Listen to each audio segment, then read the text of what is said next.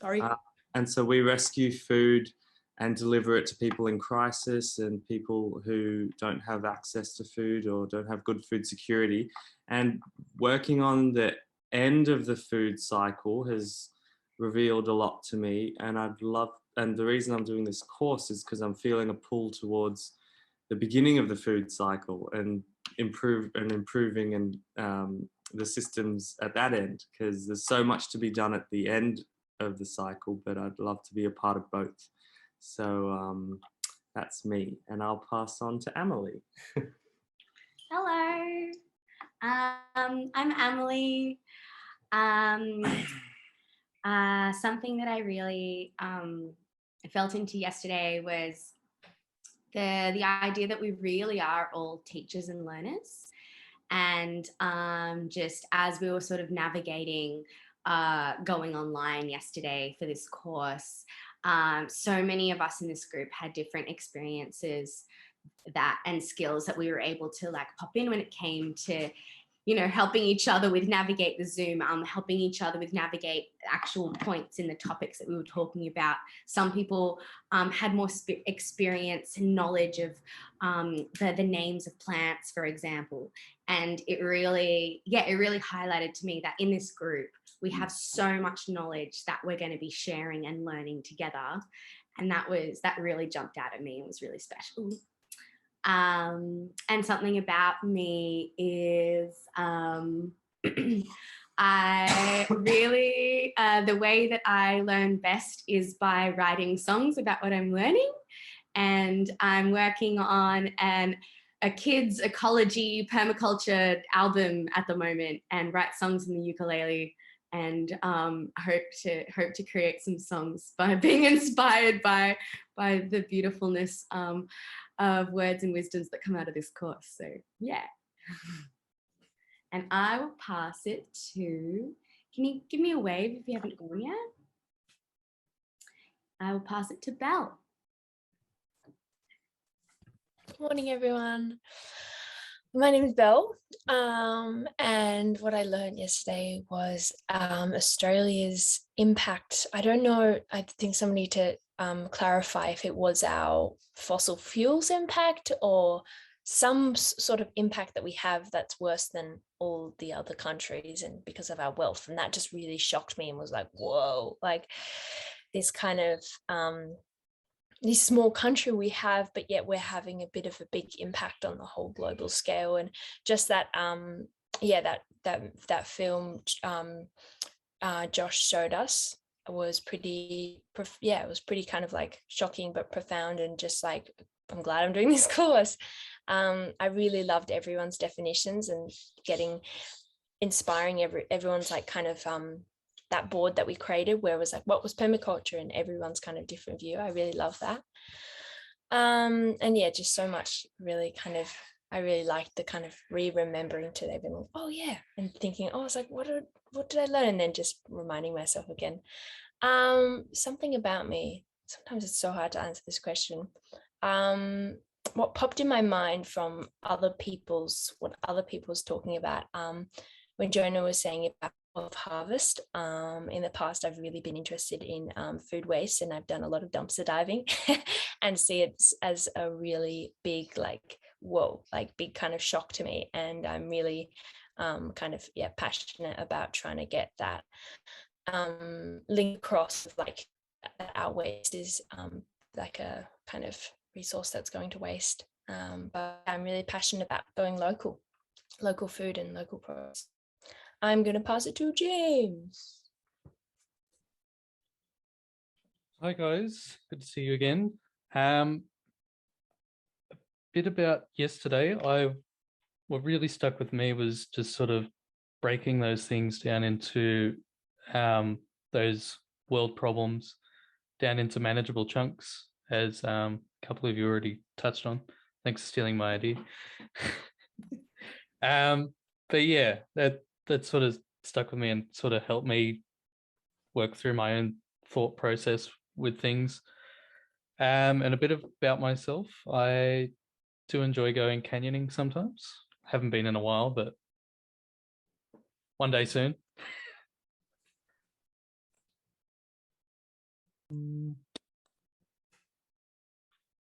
Tally. I think that I was the last one. Cool. Yep. Is that everyone? Everyone's had a say? Good. Oh, fantastic. Thank you so much, everyone. And what was really lovely through that, there were so many threads, speaking of the ball of knotty wool, and with Melissa saying how she's dealing with the mess and it takes so long to clean up the mess, is a perfect metaphor for what we were saying about a problem at the source, like the food at the source, and then when it gets, as you don't deal with it at the source, it just gets bigger and bigger and bigger and bigger. And what we're all looking at now is the global problems at this amplified end, when they've just spread and spread and spread. So if we can follow that piece of wool right back to the beginning at the source and deal with it there, that's where the problem is much, much smaller. And really it comes down to each individual person and what goes on inside us at the source that starts all this off. So that'll be the thing that we'll be constantly thinking about and looking at through this course. And I have the same problem with a messy room. And so messy house, messy life. But what I've been really focusing on in the last week as part of New Year is that I've just been slowing down and becoming more conscious and going right to the source. And every time I use something, focusing on putting it away straight away so that I don't actually have to deal with mess, because this is probably going to be the busiest year of my entire life. And so I don't have time to clean the house. So I'm just not letting it get messy to start with. And that way I don't have to clean up all the shit and the mess just by making the right decision at the start. So, oh, we've got someone to admit. Phil, are you there? Phil, welcome. Can you hear us? Phil? Hi, sorry, yeah, my internet must have conked out then. Okay, so we've just gone around the class and asked everyone for something they remembered from yesterday and to say a little bit about themselves, so that when we design a social enterprise further down the track, we know who's who and what people are interested in. So wondering if you'd like to let us know a little bit about something that's stuck in your mind about yesterday and a little bit more about yourself. Yeah, sure. Well, I really like what Emily was talking about with ecology and how things all interact, and the transfer of energy and things like that. I think that was really interesting and a good foundation for the rest of in general. Stuff about myself is I love hiking. I love going outdoors, multi-day hiking, camping, backpacking, that kind of stuff. Excellent. Thank you so much. So, and welcome back in. I'm now going to attempt to share a screen again. I used to work in that field, and that's something that I really enjoy. You used to work where? Sorry, Phil? Oh, it doesn't matter, don't worry. Oh no, we'd love to hear. Oh, okay. It might have be a bit of lag on my end with my audio. After education, I'm just working with kids outdoors doing like multi-day backpacking and stuff like that. Yeah. Oh, great. Very good. I think there's a few people with similar interests. Now, can everyone see this? Can you just indicate if you, yeah, good. Okay. So today we're going to start by talking about ethics and principles, and then we're actually going to start looking at permaculture design methods. And what I'd love you to be able to do today is to actually grab a piece of pen and paper, and wherever you are, head outside and start doing a little bit of sample designing. So we'll see how we go with that. But first up, for ethics and principles, I'd like to hand over now to Melissa, because she's going to do that class today. So are you ready to go, Melissa? I believe I am. So in the screen share, I am actually going to Okay, so from Zoom, I'm screen sharing. Zoom. Okay. Advanced sharing. No, that's not what I choose. Okay, we went through this yesterday. From Zoom to share screen. Oh, there we go. I click on it, not on the up arrow. I'm going to share my second screen, which is in viewing mode. Excellent. Can everybody see then as my screen share with the title page of Permaculture Ethics and Principles? No. Not yet. No. Okay, I got to click the share button. There we go. I see now. Yes, that's it. Excellent. Okay. So permaculture ethics and principles. It's really at the core of permaculture and what it's all about. You'll probably see very many different takes as we move through this, but something that I'd like you to keep in mind throughout this whole session is what Liz said earlier about how we are in our society, that we have been brainwashed, and we're sort of trying to unlearn and relearn, and to not worry too much about the details and making notes and expecting that you're supposed to come up with a list of principles or anything like that, but just to, and we retouch on these ethics throughout the entire course. And hopefully this will be the grounding in lifelong learning for you. And to not worry too much about the details, but just take away in whatever way you learn best, however these ethics and principles sit with you. So recapping on, okay, progressing the screen is like this. Yes, okay. So recapping on yesterday, we looked at the definition of permaculture, and we saw that we all came up with our own beautiful definitions of what permaculture included. But I have borrowed, just for the sake of recapping, a definition from Meg McGowan of Permaculture Central Coast. I've spoken to her this week and she's allowed me to use a few of her posters and things, which I know have resonated with other people that I've studied with in the past. And she's put a nice little definition here together of permaculture is an ethical pattern for designing integrated systems that provide for all living things and restore ecological health. And this here is a great introduction to the 3 ethics of permaculture, which are earth care, people care, and fair share. And you can see in this Venn style diagram, which you're likely to see represented in many different ways across the internet and in all different permaculture sites and learnings. But this is a real common one to come across with the overlaying 3 ethics. And it really does demonstrate that the intersection of all 3 is what permaculture is and what it represents. And we'll have a bit of a deeper dive into the 3 of these things. But you can see in Meg's definition up here that she's tried to colour code the things that are earth care related, people care related, and fair share related within that definition. And that's obviously her take on it, and I'm sure she's been through the process like we have many times of redefining this, you know, what is permaculture. And sometimes it's based on the audience, sometimes it's based on a lot of different things, and what your take is on it at that point in time. So we're always learning and we're always on a journey. So I just thought that was a nice recap from yesterday. So moving on to, I don't want to make this a death by PowerPoint, and there will be a lot of discussion to go through here.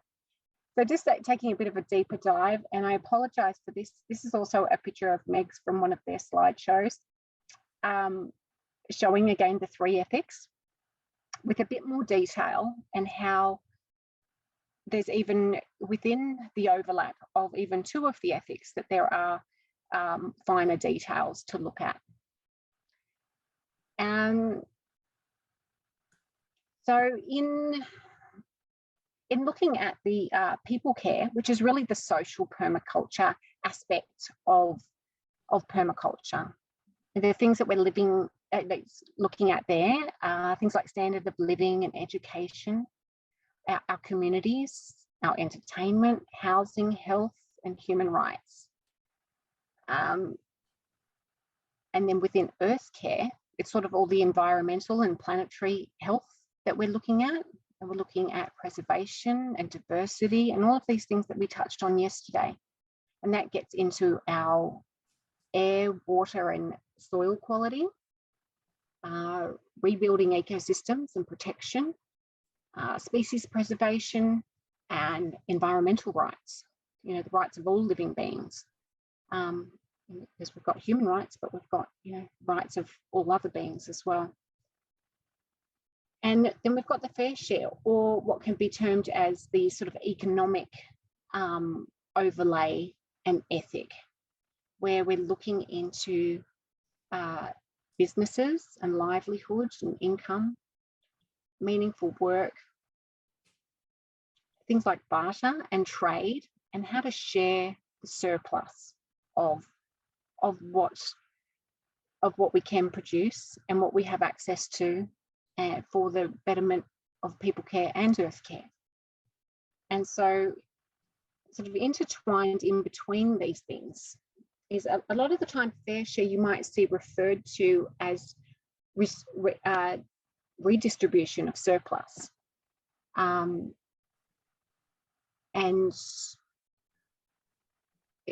they're sort of interchangeable in a way, whereas Earth Care and People Care seem to be pretty solidly the way across permaculture circles, pardon the pun, but how they are termed. They seem to be the really common terminology. And fair share is, I notice in a lot of American circles that has sort of a different connotation in America of what fair share means. So they've sort of, some people are even calling it future care. So, but, you know, sticking to, you know, trying to keep this in a simplistic fashion of the three ethics, and they're the base ethics. And as we get on, we're going to play a little bit of a game in a while. And you'll see that we've even got a spirit care aspect that some people include in the way that they like to learn about it and what they like to include. So trying to stick with the traditional sense of it right here and right now. And just wondering if we could just open it up for discussion here with the ethics about somehow what resonates with you, or what you would include, or the overlap in between what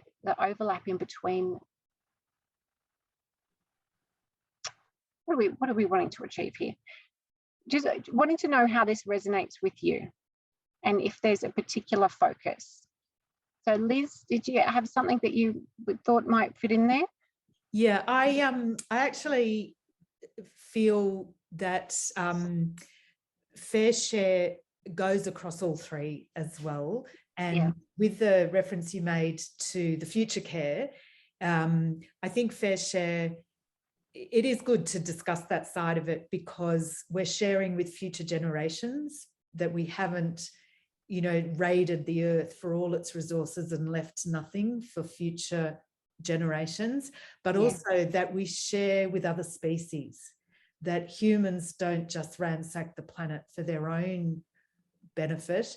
But E.O. Wilson, who died this week, who was a really great thinker who pioneered teaching the world about biophilia and biomimicry and many, many things. He said that we need to give half of the world back to nature if we're to survive. So if we're to have anything left for future generations, and if we're to have, you know, true people care and earth care, then we need to share our planet with other species and give at least half to them. There are countries around the world now actually committing to giving 1/3 back to nature, including there's been an agreement signed to give 1/3 of the oceans back to nature and to limit fishing and harvesting and all those sorts of things. So I do think that the fair share goes across all of them. Yes. But, Yeah. you know, it is nice and clear to divide it up in those ways.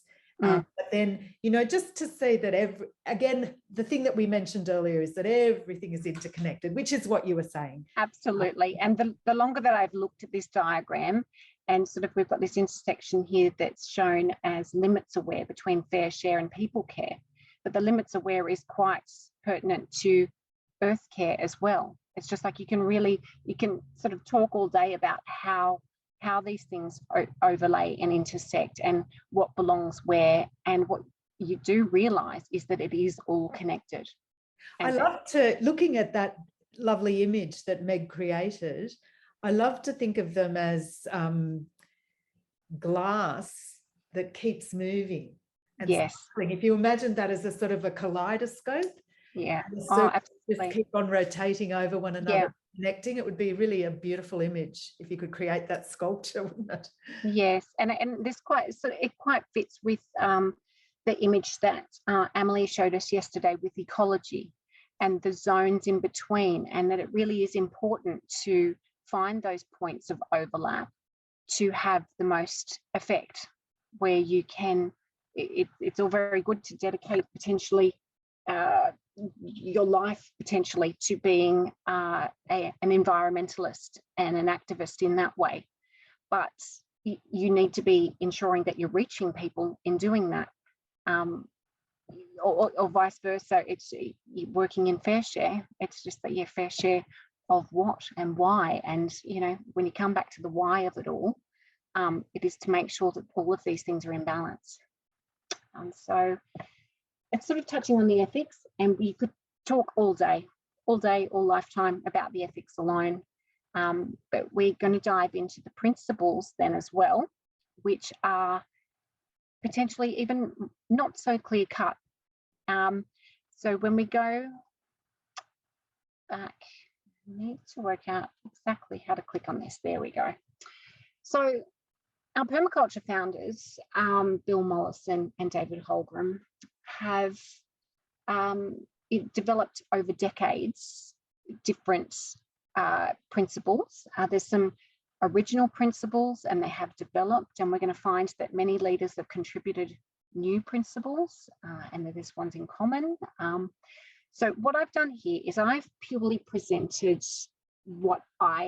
things that have stuck with me, because I'm a bit of an infographic junkie, and sort of remembering things in patterns. So these are two that have stuck with me, but as we move on to the list of principles that we're going to discuss in turn, that Liz has had and developed over many courses of teaching PDCs, that you can overlay them in different ways, the slightly different wordings depending, you know, who's brought the information together. But there is that underlying fitting into all of under the umbrella of all of the ethics of people care, fair share, and earth care. And I particularly like this one here of Bill Mollison's, and you will find the actual principles listed differently in different places, slightly different wording. This one is by Brett Pritchard, and I have a list of sort of websites and resources at the end of this, which we can circulate later. But I really like the concept of grouping things together. And here we've got sort of the energy principles, functional design principles, principles from nature, and attitudinal principles. And there's different ways of grouping things. And, you know, I'll show you in a minute with not any detail, but the fact that I really wanted to try and organize everything on a spreadsheet and see how they overlaid. And you could spend a lifetime doing that. So we're not going to go into that. We want to just touch on what feels right to people. And the idea being to take what resonates with you and applying it in the world and sharing it. So this is just an overview really of a couple of different ways that different sets of principles are applied. And they do overlay a lot. But just in the structure, in the overall structure of how the ethics and the principles fit together, this is another infographic in a way that really resonated with me, and I've seen people quite easily relay this information because it's so easy to remember and it's in a format, and the analogy of a tree here on the left-hand side.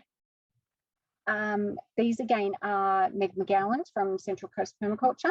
And Meg has done a lot of work here, well, on the right, sort of distilling all of the grouping in her own way, all of the different principles into an easy, distilling it down into what she saw the common threads up between them, which was aligning behavior with the 3 core ethics, building diversity and resilient communities, cooperate with nature, design from macro to micro, and everything is energy and energy is everything. So, and she sort of simplified that into this ABCD, and being able to memorize that by the image of a hand, and really quite lovely. She's sort of incorporated that into an overall view of permaculture and how things fit together. And because it's important that we differentiate between the ethics, the principles, strategies, and the techniques, because quite often when people talk about permaculture, they want to dive straight into what they're working on right then and there, which may be a technique. And that doesn't explain the whole of permaculture at all if they want to talk about composting, because composting is composting, and it is a wonderful way to demonstrate principles and ethics of permaculture, but in itself is only a technique. So, and of course, permaculture is built on the foundations, and in this lovely image is demonstrated here in the roots of all of the learnings from history, and how that all comes into, provide us with these 3 ethics, which comes from Indigenous wisdom, pattern language, physics, nature, alternative agriculture, ecology, science, values, passions, beliefs, mistakes and learning, which I think is a really good one, because throughout our own lives, through societies, collapses and falls and rises, we have all of this information to draw on. And a lot of it is embodied in the way that we live, and a lot of it is not. So I suppose part of bringing it into the ethics and the learning and the way sort of society presents information, I think it's a beautiful way to be able to share information through this lens of permaculture for what is living and all of us and every day. It really is everything. It's not just a particular, little side study of something. It really is an all-encompassing life science, which I think is really wonderful. And the Gaia theory, so the concept that the Earth is a single living, breathing organism, and we're all parts of it. So that's all coming into channeling and distilling down our 3 ethics. And we have our goals that we may want to achieve, and the context of where we are, or the group of people, or the nation, the society, however you might be applying permaculture, whether that be local or global. We've got all of the principles, which we'll look at in more detail shortly. But what we wanted to outline here is that we've got this design process that we're going to move through. And that's sort of the next layer up from the principles, sort of demonstrated here out at the tips of the fingers of the branches here.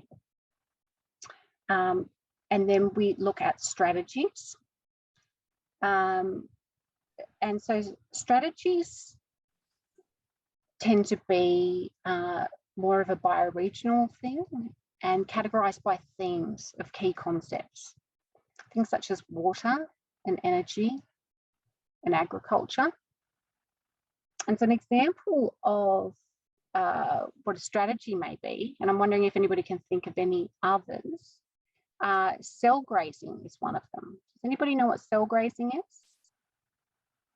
I've got somebody, but yeah, okay, I see a little nod there, James. Do you think you might be able to share a little bit about what cell grazing is as a strategy? It's a grazing management to sort of, it's a budget feed. You're budgeting the amount of feed that you have for your animals over all your seasons. So you sort of set up your paddocks so that you have enough mouths to feed in that one paddock, and you move them, keep moving them at a certain time frame depending on weather and season and species in that paddock as well.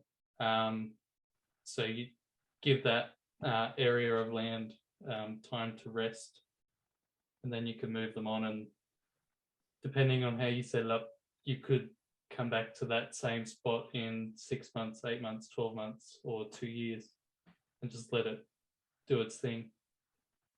That's awesome. That's a awesome summary of what cell grazing is.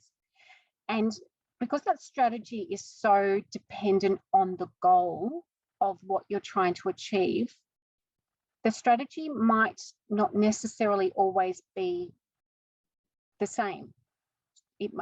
It's always dependent on the goal of what you're trying to achieve. And in a farming context it might be what you're trying to produce and the benefits that you're trying to create within that farming environment.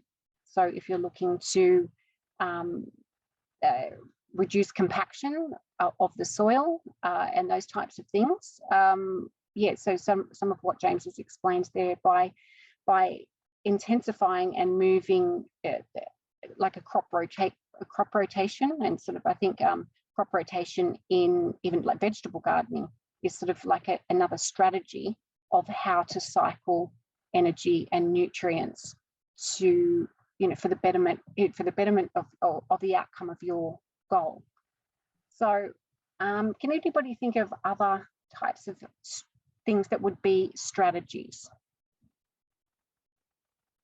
or labeled as strategies, thinking about the themes of energy inputs, perhaps?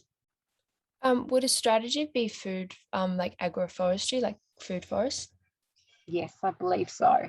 That actually looking at that sort of level rather than a particular technique, but grouping things together, and agroforestry definitely fits in that grouping. And as we move into over the coming days, looking at water and soil, we'll see that sort of level of strategies being, the overviewing themes that we're looking at. And then, sorry, can I add something in there? Yes. And the reason, I think the point that you're making so beautifully is that it's relevant to the goals in a certain area. So, for example, agroforestry and cell grazing could work beautifully in the tropics or in central New South Wales. Like agroforestry could work beautifully in the tropics. Cell grazing could work beautifully in central New South Wales, but neither of those strategies would work well in the Arctic. Yes, absolutely. So, so they're not universal.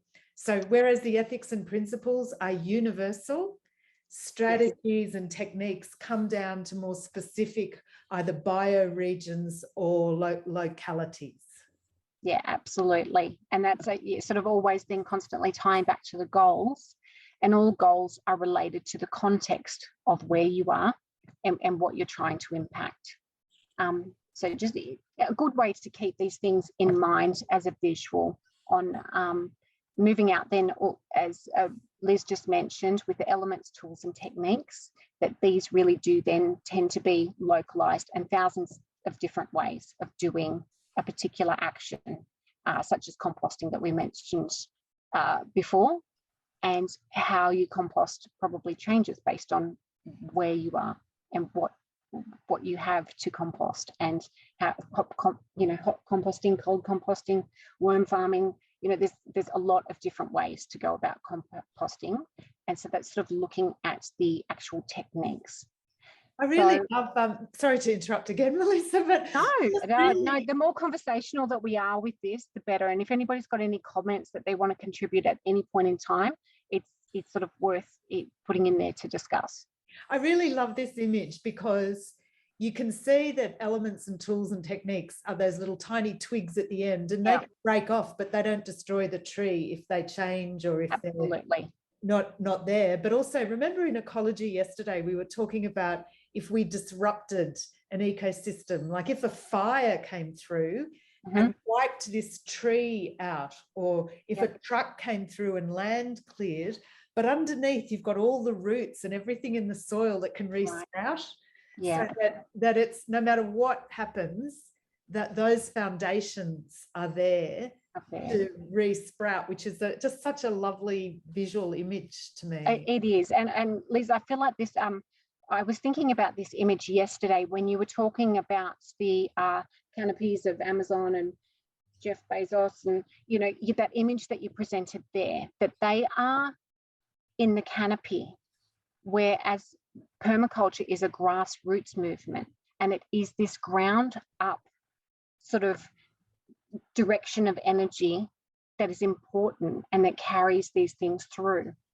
Big dominating companies can come in and merge and take over and whatever, but they can be taken down. If that makes sense. It's just like, it's that sort of top-down approach that society has based so much on, that it only works if we allow it to work. Don't let them bluff you. Yeah.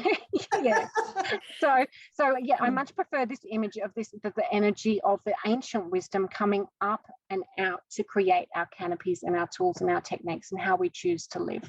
And Melissa, I just thought it might be helpful if I could actually make a little link now to something I could show tomorrow, which is I think the goal of the site where I'm staying right now is, like, there were a lot of limitations on the site, but the goal is to live here without damaging the creek and the bush right here, and that the water design process was really critical to that, so that then if the human activity stays within the site, the water is, like, I think the strategy really is to make sure that all of the water is recycled and cleaned on the site, but also put to good use for obtaining a yield as well. So the elements and the tools and the techniques are the bits and pieces that I will show you about how that's done.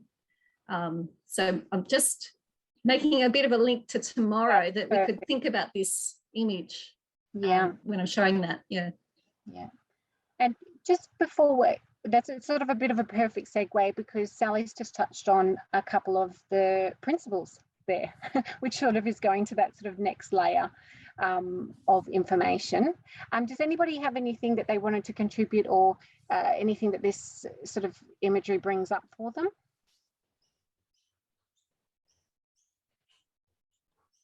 Alrighty, we move on here. I'm very quickly going to show you this because I don't want to dive into it, because I feel like this is the brainwashing way of the world to try and categorize things and segment things, and it's all very good and well. But, you know, this was my quick attempt at trying to sort of align different principles from different sources, whereas I think, and I just realized that people learn in different ways, and that some people like to try and classify things and put them in boxes and learn them and know them. But what Liz had said earlier today about brainwashing and just embodying what it is that we encounter and come across is sometimes a much better, solid way of learning, rather than rote learning and remembering lists of things or what have you. They can be useful and they have their place, but just remember that they're there to refer to. There's the whole world wide web of information there for you to refer to at any point in time. So I don't want to dwell on that too much, but rather move on to a list that Liz has distilled over many courses of teaching PDCs. And what we have here is, if we were in person, we'd be looking potentially at a board of these info, and the good thing about Zoom is you can put them all on one page. And hopefully they're big enough there to be able to read. So rather than just reading through them, what I'd like to do is actually pass around and take turns and see if everybody can pick a couple that resonates with them of these permaculture principles that they'd be happy to talk to. And could I highlight, Melissa, whoever goes first has first choice, because you can't repeat the same principle somebody else has said. And I think that's the other thing, in having a few in mind that you might like to talk to, and how it might apply to you and why you identify with it. And also perhaps how you think that it could apply to restoring planetary health, or the golf course or enterprise projects that we're going to be moving into, and how that might apply identity, identify for you, and how you think how it could apply to us in the coming weeks. And if you can't see the ones on the right, you might need to just click up above where it says hide thumbnail video, and then you can see them all clearly. Okay, hide thumbnail video, and that would be on the, so on the right hand side, you're struggling to see some of those. So you see the 7. I can see them all now. They're all clear for me. So I just got rid of the faces of everybody, that's all. Oh, okay, the other thumbnail, okay, of the gallery of, all the participants, absolutely. So can I put it out there to see if anybody would like to start with the first pick of talking to one of these, and, not a great amount of detail, reading it out and how you think that might apply or why it resonates with you. I'd love to go. And if you can introduce yourself then as well, it's another opportunity with me. Hi, I'm Stella. Looking at it, I really like work with nature, not against it.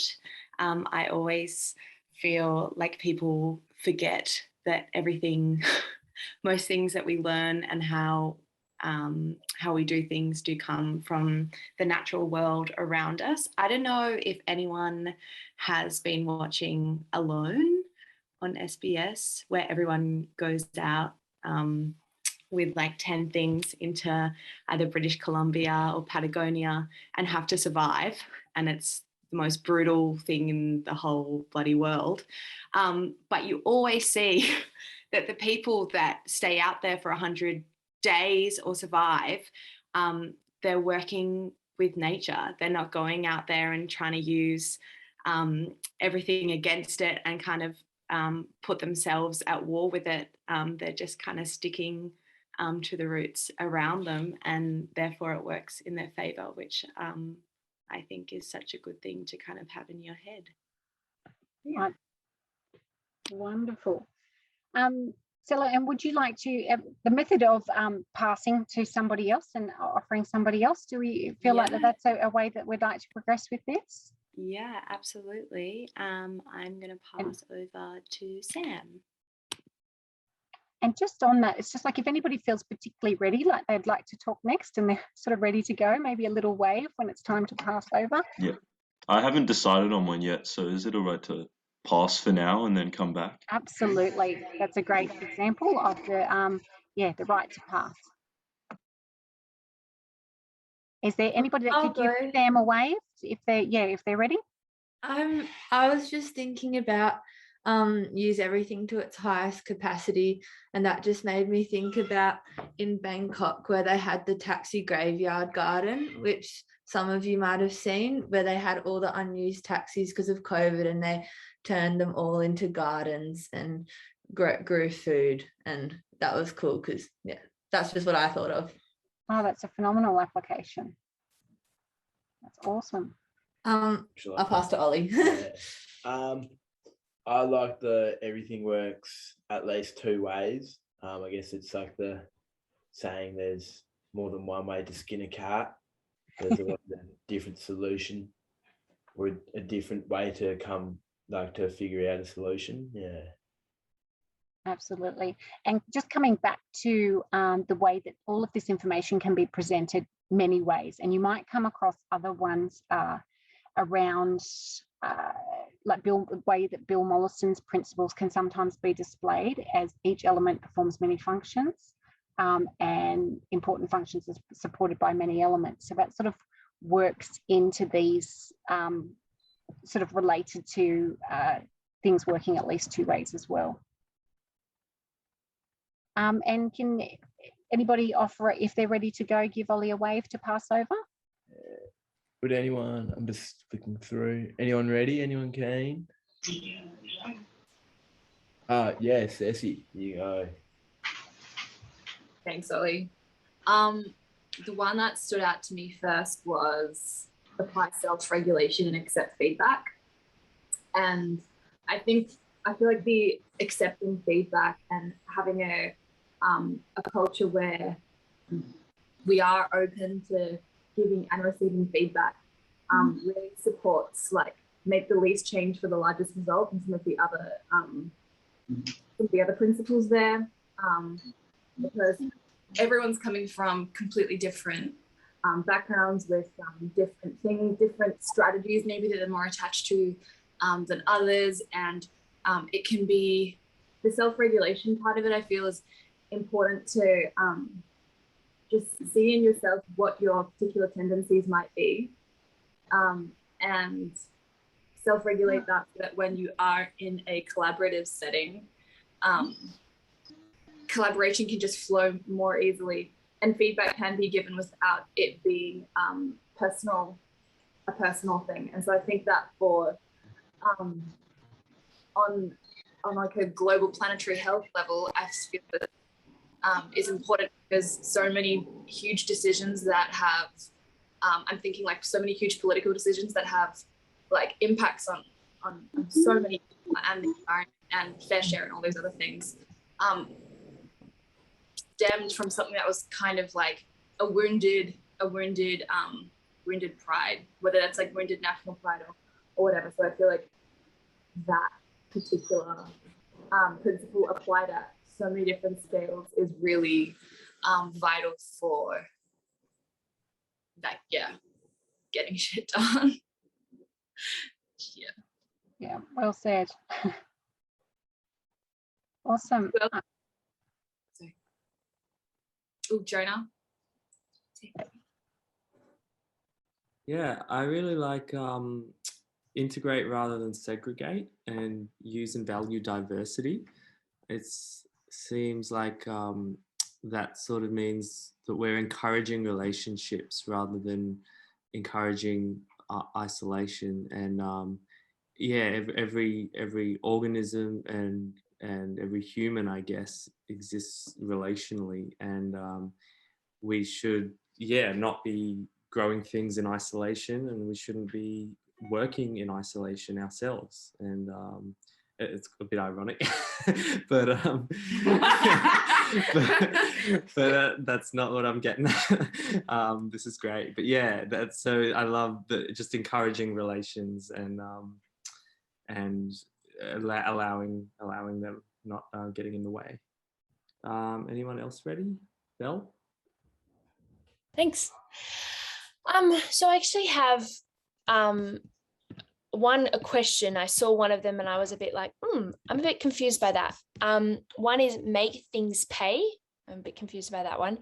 And another thing that's not on here, but I thought that's a principle and I want to know, is quality over quantity. Something for me that I always would take in place, then I take it into my life. And I think that maybe it could definitely be, because like you wouldn't want to buy 100 carrot unorganic seeds. You're better off buying like 3 organic carrot seeds, for me at least. But is it, again, I have another question, is the principles, can they be personal? Because maybe if I go to a place and they're like, I just want, quantity. So is it going to differ to every person, or is it supposed to be kind of like, a kind of more kind of roots? Yeah, I think, if I try and answer that with the last question there, with whether it's being personal, the idea of principles is that they are general, universal, global directives. But of course, the things that you've mentioned there are they are common sense and are of value, but what you've touched on is that it could be different for different people, so that they've got an underlying potentially different ethical basis. So ethics are sort of, I think they could be termed as beliefs, like deeply held beliefs. So perhaps that's more than driving than the principles that people apply. So, and I've got a feeling that Liz is going to explain this a little bit better in the difference between and that overlay of what's personal. So so when we come to the permaculture principles, these have been honed down because there are lots and lots of maxims that we've been taught, you know, by grandparents and things like, you know, quality over quantity. And there are lots and lots of things that people have learned over many, many, many years. But Mollison and Holmgren and Rowe-Morrow have kind of tried to hone them down to some overriding principles that would encompass things like that. So, for example, quality over quantity could come in under reduce your ecological footprint. You know what I mean? So they're trying, because there are so many hundreds, they've tried to reduce them to a number that people can learn that are an overriding principle. And that they are like those things that we learn, so that we, you know, like affirmations and all those sorts of things, that we embody them. Words, sometimes it's a line from a song that sticks with us, and whenever we're in a moment of difficulty, that line from the song comes back and guides us, or a line from a poem. You know, like I think we all have something that comes to us in a moment of difficulty that guides us. And what they've tried to do is hone down the ones that encompass everything as much as possible, so that we can, you know, embed them in our brains. So whenever we have to make a choice, these principles come to us. And I think if there's too many, it's too hard to learn them all. So so that's why these ones have come in. The one about make things pay is the one that often we do all of these as separate cards, and people go pick them up and talk to them. And the one that make things pay never gets picked up, because everyone feels that that's really alien to what permaculture is about. And we've often discussed it, and the reason we think it is valid is that if you think about it, in our affluent culture, we have large properties that are just gardens that we walk around, whereas in other parts of the world, you know, 50 people live in a small apartment block with no land, and they're trying to survive and live. And it's a sort of the strange thing about recognizing that when we say pay, the financial thing is sort of a bit overriding, but it's about recognizing that we have outputs and yields, and that we don't waste the resources that we have somehow. So it's a complex one to think about, but it's about recognizing that you can actually create a livelihood. It doesn't have to be financially related, but you can create a livelihood out of the extraordinary resources we have access to and not waste them. So it's a complex one, but it's about I guess it's sort of similar to obtain a yield or maximize a yield, really. Yeah, because Liz, I was thinking another way, I think I've seen the same one sort of overlap, is the user must pay. So, and I'm thinking that sort of directly correlates to make things pay, and that everything is an exchange in some way. So, and with the resources there, that if you're going to take something, that you need to put something back, you know, that there is that exchange to something as well. Someone's got a lot of noise. Could you go on mute? Sorry. Thanks. Awesome. So, and Bill, there was one that you were going to talk to there. I'm just thinking, does that sort of answer your questions in terms of your questions? And was there something then that you wanted to talk to in terms of, in terms of sort of talking to one of the principles that is there? Yeah, I guess I just want to get clarity. What I see it as make things pay is that when you give someone your energy, say if you're putting out your time, you make them pay. Is that kind of the basis of it? It's like you're valuing your exchange and seeing that you are worthy of getting paid to do a certain thing, or is that kind of the basis of it? I think that's a really good way of interpreting it. Yeah. Absolutely. I think touching on that exchange, like the word pay is the bit that I think people shy away from in a way. And also I think make, as though it's kind of a bit forceful, isn't it? It's sort of like, it probably could be worded a lot better. Yeah. Yeah. So Belle, I'm really liking your take on the way that you have worded that as an exchange. Yeah, lovely. Thanks. I'll let someone else say one. Has anyone else not said one? Or if their hand up is ready to say a principle? James is ready there. Yeah, I'll go with obtain a yield. So the way I'm thinking about that is that principle's important for society to see permaculture as a productive resource to society, just in terms of like food security and stuff, because there's this common misconception that alternative agricultures aren't going to feed the world because they're so small scale or something like that. So maximizing yield, a really good one there. Great. And is there anybody else that could give James a wave to pass over to?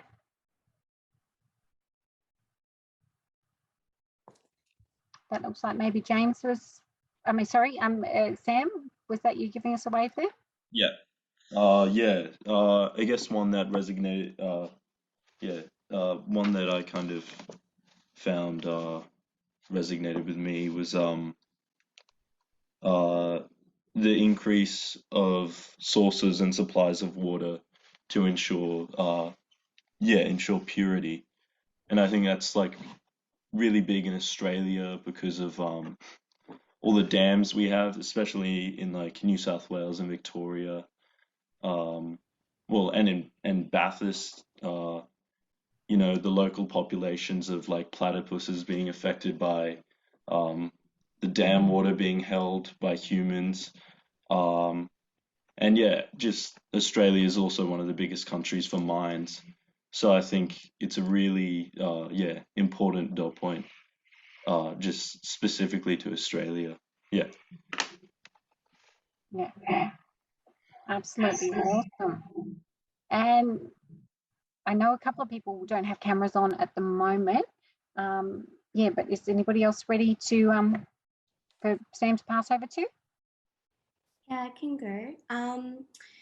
One of my favorites has always been use edges and value the marginal. I think, we were discussing it a bit in ecology yesterday about how at that eco town, at that overlap of spaces is where there's so much diversity and there's so much happening. And I mean, it happens in an ecological context in a garden, but also socially as well. Like it's often on the edges of cities that the most creativity happens. It's Rosemary Morrow does a lot of work with refugee camps, and it's in those marginal spaces where permaculture can have such a powerful impact because it's really bringing something to people in those marginal spaces. And I feel like if we're gardening or creating in already affluent space, it has much less value than when we're working with people for change, like yeah, with people in the places that celebrate that edge. Yes, that really speaks to me. And I also put it in the chat, but the way that I embodied a lot of these principles was through this album by Formidable Vegetable Sound System. And they've got 12 songs in this album, and each song really leans into one of the principles. And that really helped my learning. I was hearing that there's a lot of musical people. So I thought I'd just mention that. I put a link to that. And I can pass it to whoever's ready to go next.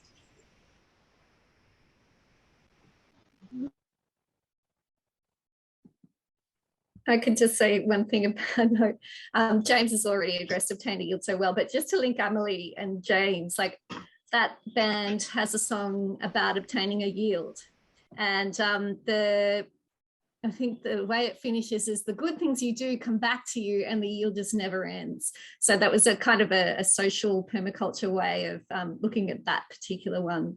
And I think about obtaining a yield and giving extra zucchinis to my neighbours, but I know that and then they give, you know, the yield is never ending then for everyone, because there's just this spirit of generosity.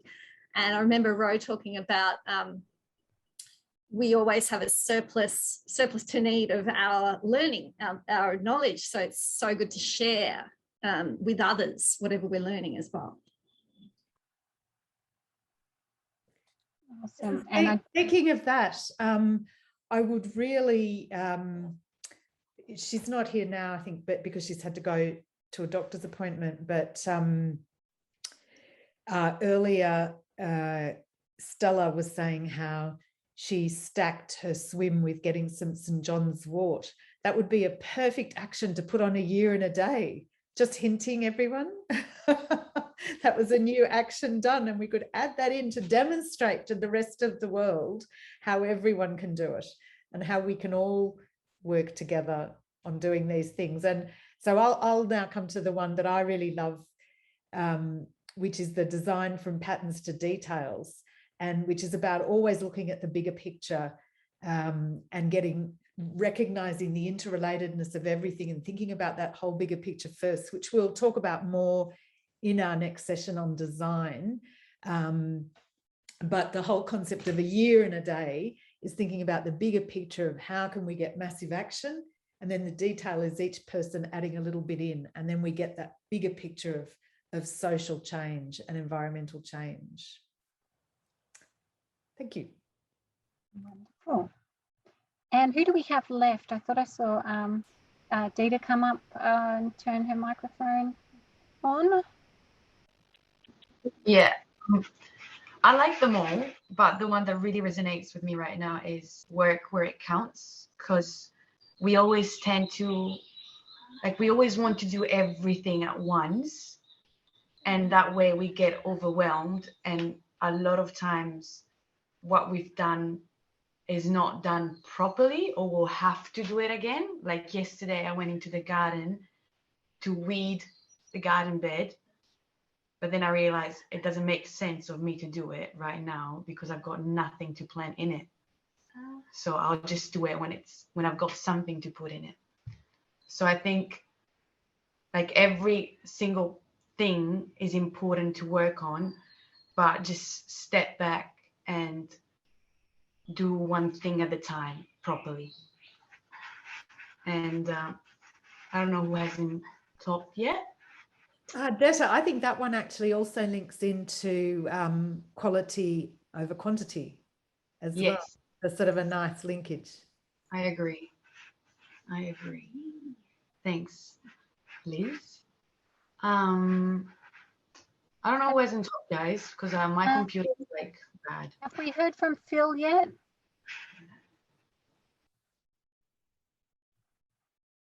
I think he's gone out or something. Oh, there we Sorry, go. I was trying to get my microphone back on. Yeah, I was interested in make the least change for the largest result. It kind of reminds me of the conservation of energy, of put your energy into something that is really going to count, so that you can do that many times over rather than put lots of energy into one thing. Yeah, awesome. So is that everybody now? I just want to take the cue from a few people stretching and needing to move. And I was wondering if we could do a little ad hoc activity of getting up to have a stretch. And this is a physical challenge. You can turn your camera off or leave it on, whichever you like. And to try and, first of all, if we start with our ethics tree, everybody could stand up if you've got the space to have a bit of a stretch. I'm going to angle my camera up a little bit there, even though you're inside my cupboard shelf.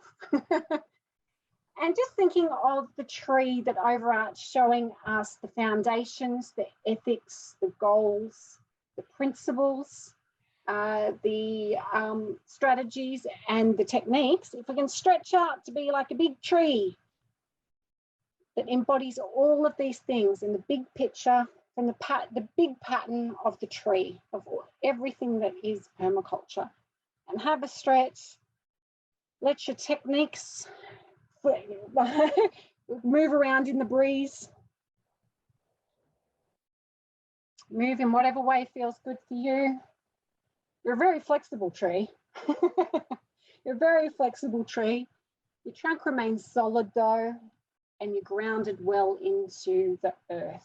And all of those teachings from ancient times, everybody that you encounter, you're always constantly absorbing, like the roots of trees absorb nutrients and water and communicate with fungi and communicate with everything. You're constantly absorbing this information and knowledge and power.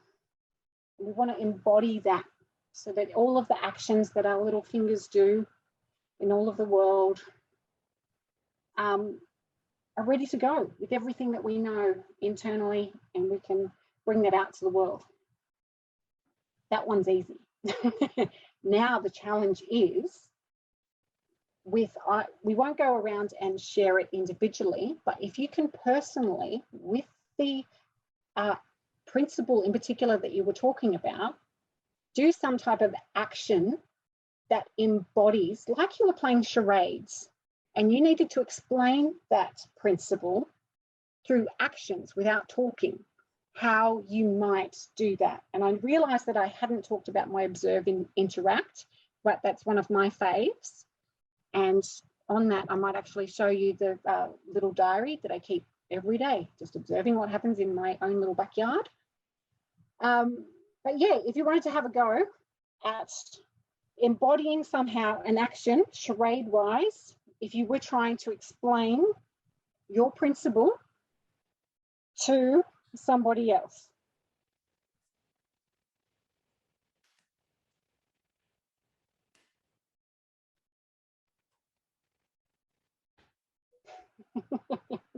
Excellent. And I realize we're not all necessarily going to get exactly what we're doing. If we did have more time, and maybe sometime we will have more time, that we can actually play a game of charades. But the point mainly being to have a stretch. Stand up, move around so we don't get zoomed out. And the thing that we have to look at next, so thank you everybody for your contributions on the principles. And so that, of course, that we've got 28 listed amongst those seven posters there. So obviously we've not spoken to all of them, but I will be able to send links to a few resources that have a lot of information about principles, and you can always come back to those, and and you'll gravitate to some more than others. The way information is presented is like a real personal thing about what resonates with you. So I think it's important just to acknowledge that sort of personal take on things. But what we do have now to have a look at is a bit of a game, and we'll just see how far we get. How are we going for time, Liz, when we would like to, because we need to sort of have a proper break. Yeah, it's 10:30, so it'd be good to finish as soon as we can. So yeah, okay then. We just touch on this briefly, then that'd be. Yeah, and so because this is, sort of just a bit of an exercise here. This is actually, I should just acknowledge Robin Clayfield makes a lot of physical teaching tools and cards and sort of dynamic learning stuff. She has an organisation called Dynamic Groups, and she facilitates a lot of different courses about group work and social permaculture in particular. And I really like her slant on the way social permaculture overlays everything that she does. And so I got her permission to use these cards, which I was hoping to do in person, but to actually include in this sort of format, slideshow style. And I was hoping just to have a little bit of an interactive discussion, or even just taking turns to look at these mind map of clues and match which of the cards here. So we're talking about which ethic in this and we've just got the 3 that we've already discussed. So this is relatively easy. Just wondering, would anybody like to have a go at just sort of reading out there the different clues here and then matching up which ethic they believe is demonstrated by all of these things? I can have a go. Great, Bill. I just thought it would be really funny if I actually did it in an accent, so I'm going to do it in an accent. Even better. Which ethics? Bless the food. Group in permaculture. Acknowledge country. Use triple lane accounting. Immerse group in nature. Use minimize power. Recycle group waste. Encourage love on this earth.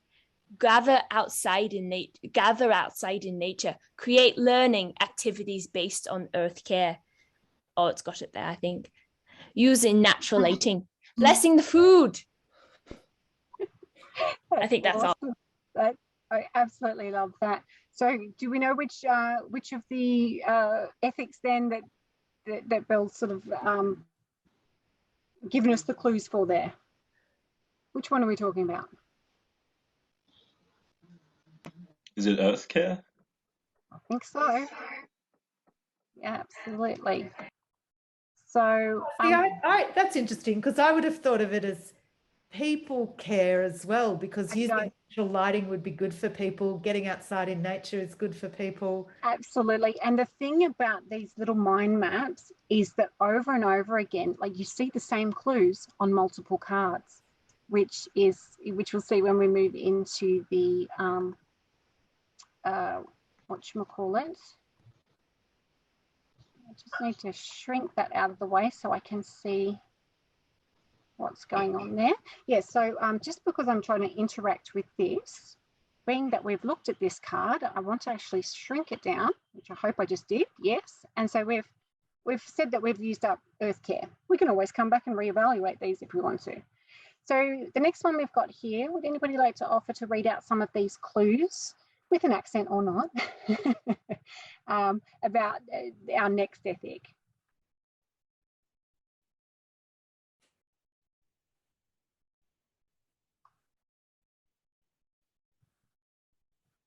Anybody that might like to, just sort of even like reading out the clues and just having a bit of thinking aloud to see which of the clues that we've got here. Anyone? So we've got things in here like taking turns, mentoring, rotation of tasks, word of mouth, referrals, stories around the fire, sharing the workload, apprenticeships. Is that tiffin? Which I actually don't know what that is. Passing on resources. Tithing.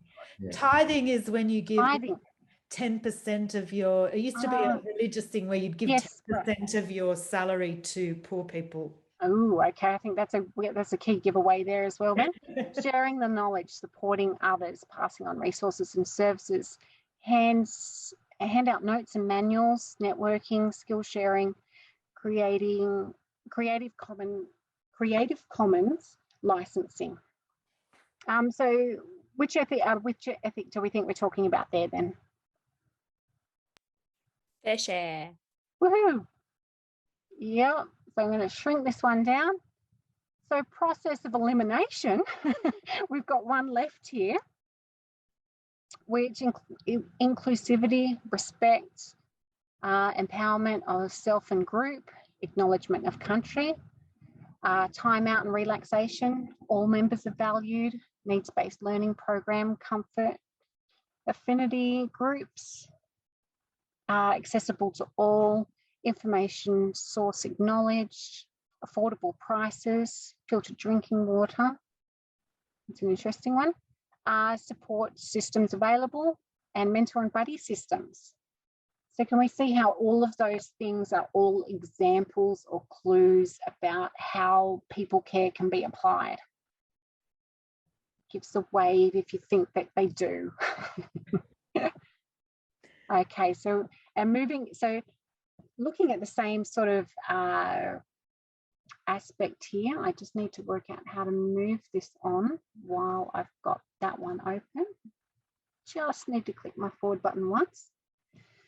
So we've acknowledged that there's lots of different sources of principles, but in this card set, Robin has used the Holgram 12 principles that were showed in one of the original slides around in a circle.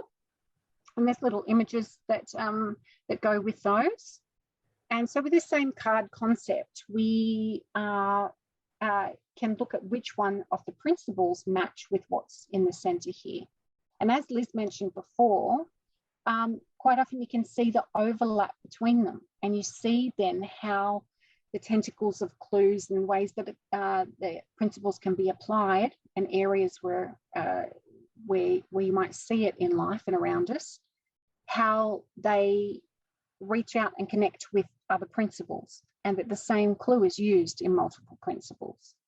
So with the one that we've got here, we've got research, be alert visually, mentally, and energetically, enable group. And anytime, I was about to say, we don't really have to read through all of them, but like looking at them for ourselves, if you get a gist of what it might be and what you think it is, just give us, sing out, and we'll just try and smash these out and match them up in a collaborative way, so that we can see that we, can get through all 12. Is this one observe and interact? Woohoo! Yeah. Or would that be apply self-regulation and accept feedback? Well, it could be because we've got knowledge of the group and get their feedback. And I think we might find that it is part of this overlap in the way that I have matched them up and the answers that I have in front of me. It is observe and interact. Okay. So which is, okay, except I can't click on that screen. Let me go back. I've got to remember that I can interact with this screen to be able to move these out of the way so that we can look at the next one. So was that Belle, did you say observe and interact then? That was Ceci. Ceci said that one. There we go. Yeah, so process of elimination, if we cover that one up and move on to the next one, we've got all of these clues about how something can apply. Have groups of less than 30 people, give opportunities to build confidence slowly, practice, make time for reflection, hold longer courses to build information, revise regularly, work in incremental steps, be thorough when moving forward, build trust over time, take time to gather everyone's input and use small work groups, or group work, I should say, and build energy slowly. Anybody got an idea of what this one might be describing?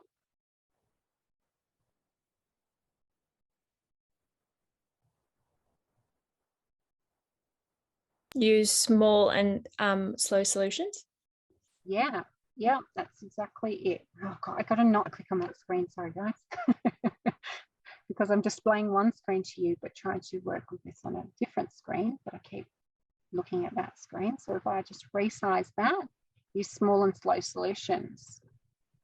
So the next one we've got here is use mentors, promote all to share, lead and self-evaluate, set group guidelines, learn from mistakes, encourage questions, hold team debrief, review, consult with elders, evaluate, and use check-in processes, and track continuous improvements.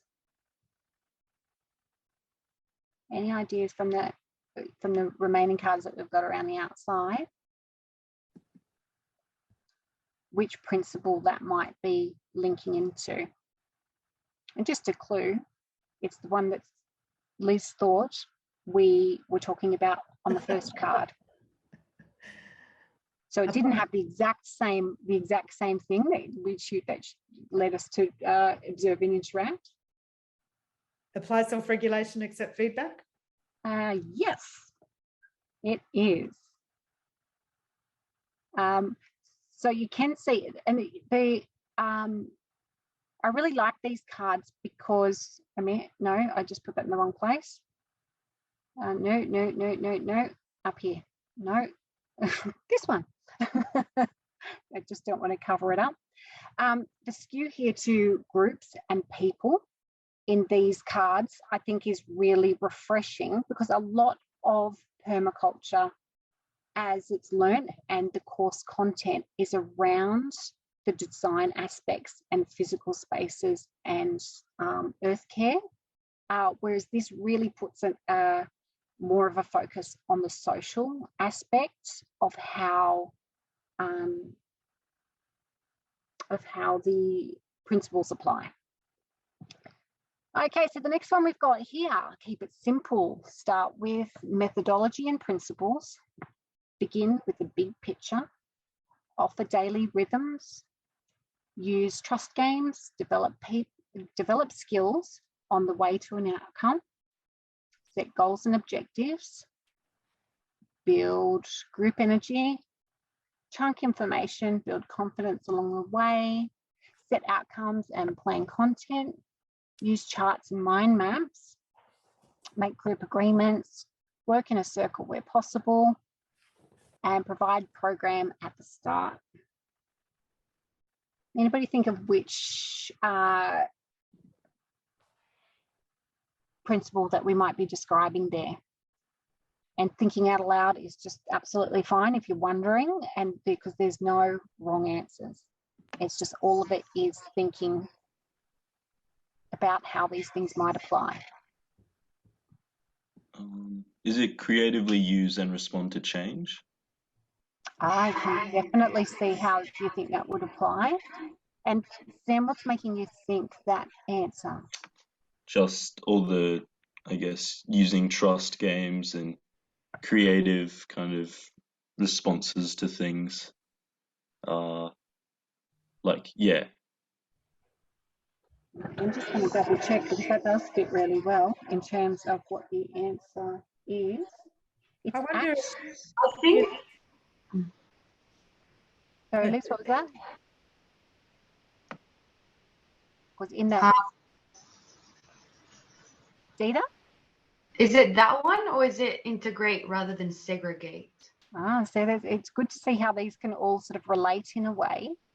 The one that this one actually is, and it's not glaringly obvious, but the answer that is presented in Robin's sort of way that she's laid it out is, I'm just trying to think what gives the greatest clues. Daily rhythms and the big picture, and what Liz was describing earlier on as her favourite. If you recall at what Liz was talking about, her favourite principle earlier and that she spoke to. I think beginning. Design from patterns to details, was it? Yes, yeah, that is, but you can see how they overlap, and that the other suggestions given really do sort of fit with how all of these principles play into each other. But that is, design from patterns to details is what we've got there. And so I think we might just do 2 more of these, but you get the idea, and this information is available, and I think I will be able to share this PowerPoint Just keeping in mind that these is for educational purposes rather than sharing or recreating for yourself. And the link for Robin's site is in there if there was something that you wanted to use at all based on the Holgram principles. But what have we got here? Pay attention to wild zones. Use products from nature. Set group agreements to support. Work in breakout spaces in nature. Value wild elements. Use walls for charts and records. Network with others. Place resources around the edge. Cross-pollinate with other groups. Draw from others outside. Express group to new ideas. Expose group to new ideas. There we go. Get it right. Pay attention to wild zones, which is where we started. Anybody got an idea about which principle from the cards around the edge that we've got remaining might be the answer for these clues? What all these clues have in common? That use and value diversity. Oh, such a good. Okay, this is really demonstrating to me how the clues describe more than one, and I think that's a absolutely superb answer. But it's not the one that's sort of aligned in the way that the game's been designed. But I absolutely, can see how that is the case. Is it edges and value marginal? And it value is marginal. It is. And that cross-pollinate with other groups. I like how that's sort of talking, sort of reminds me about yesterday when we're looking at ecology and those overlap in the Venn diagram that Emily showed us. That it's just like a lot of stuff happens at that edge and where things overlap and interact. But yeah, that's it. And then we'll do one more and then we'll be ready for a break. This one was, where are we? Use edges. There we go, up here. Okay, so this one's got a lot of tentacles on it. Does anybody else want to have a go at reading out the clues that we've got there? It's okay. Provide a variety of resources. Offer diverse food. Munchies cuppers. That's very hospitable approach. Cooperative group purpose, goals and vision. Use creative processes. Have a variety of meeting spaces. Cater for all senses and intelligences of activities for all abilities. Acknowledge country, which we've seen it as a clue in others. Invite guest presenters. Honour everyone's contribution.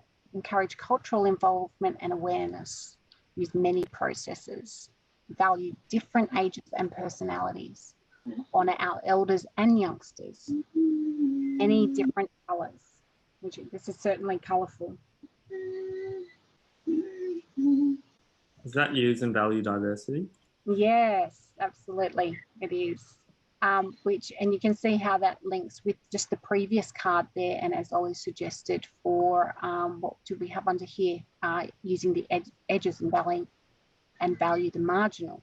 So because the link there between the marginal and valuing diversity is it sort of really is about that sort of ecotone, or where something comes into connection. And that's what we've touched on this morning, and so many people related from yesterday's learning, was that interconnectedness of everything. And I think this has demonstrated perfectly. I wasn't sure how this would go online in particular, the interconnectedness of everything, and how much overlap there is between all the principles. And because the principles really are common sense. My son did this course with Liz a couple of years ago, and I asked him the other day what was his real takeaways from it. He goes, well, my main takeaway from it is it really is common sense. And that sort of fits in with what Liz was saying yesterday as well, about one of Bill's main ways of defining permaculture is that, how was it termed, Liz? Radical common sense. Radical common sense. And I was really happy to hear you say that yesterday after, you know, asking my son specifically, you know, 2 years on, what did he hold out of this course? Yeah, but it's just really seeing it and valuing it for what it is and sharing it, and not being, you know, the potential of brainwashing from society in other ways, that we can cut through the bullshit and, you know, see things for what they are and what we want them to be. So I think that's sort of a note to leave on. But I do want to open it up just for, does anybody want to contribute anything, or, you know, get a bit of feedback on their takeaway then about the principles and ethics? I'm just wondering if we can somehow, like a one sentence rock around, to quickly blurt out what it is that the ethics and principles can mean to you, or how you might apply them in life. Maybe even feeling words, or how you think you might apply them. I was just thinking what something Liz said earlier, that it's guiding us every time we need to make a decision. So something to hold on to every decision that we make. Yeah. Great. Anyone else want to share? I think, like what you were saying before, it feels almost like unfolding sometimes, like an unfolding of information, and like it just cut, like when I hear sometimes these information, I'm like, oh, I get it straight away. And it feels like intuitionally, it just feels so right. And so it's like, these are just like so right feelings. Yeah. Totally agree. It's just like, yeah, that I think that resonance of is important, because there's going to be ways that you want to apply and center yourself around principles, some principles more than others. There's just going to be ones that are more meaningful to you because of everything and your context and your goals and what you're trying to achieve in life. And I think that's sort of a beautiful takeaway. Yeah, is that it's all contextually based, but these are global sort of guiding principles about living and designing and communicating and, you know, interacting with all living beings. Does anybody else like to share?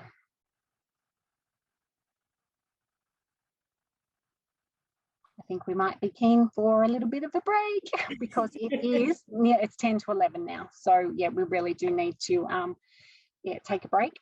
And that was meant to be an hour. That was more than an hour. It didn't start right on 9, so all good. Excellent. Well, thank you, everybody. So I've got it again, and all I can see is the screen. Can you, how about if you all turn your mute off and I at least hear you breathing and I know you're there. And then if you want to say things or comment, because I can't see you can just intervene. How would that be? Unless you've got a lot of background noise. Liz, I'm just wondering, do you have at the top of your screen, like you are sharing screen, and the next to that might be view options? I'm not sure if I'm right here, but where is it? At the top in the green, it might say you are sharing screen. Yep. And then next to that might be view options, because that's what I've got, and I can change it so I can see side by side all the participants, and then the share screen as well. Wow. Yeah, I see that mine's in side by side mode as well. Yep. So strange, because I was fine before, so something's just changed. And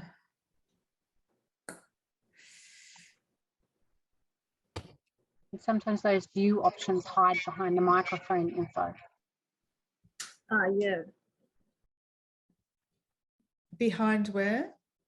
Mine has a microphone info that sometimes goes in the top center, and it hides the view options.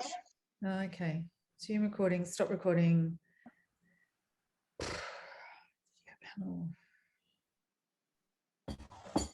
That's so strange. I just don't know why it's happening.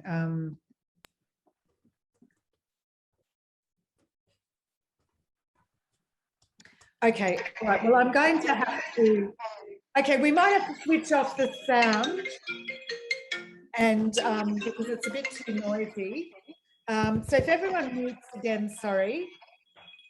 And what I'll do, I'll just have to try and cope with this and check in every few minutes with everyone, okay? So, okay, so the very first thing that we do with a property is... Can I check, were you recording now?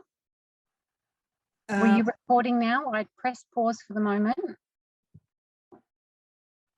Yeah, I think I am recording.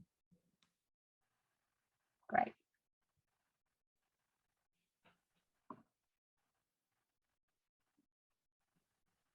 Yep, so I've said stopped recording and it's now up in the corner. Okay. Yep. Okay, I'll just double check that. Hang on. Sorry, everyone. This is a real pain.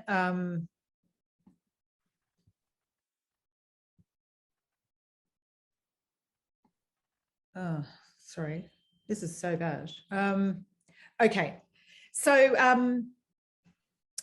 okay, here we go. I'm going to talk to you first about sector analysis. And this is the big picture, the big patterns. And so before you even start looking at a property on the inside, you start looking at the really big picture patterns that are impacting your property.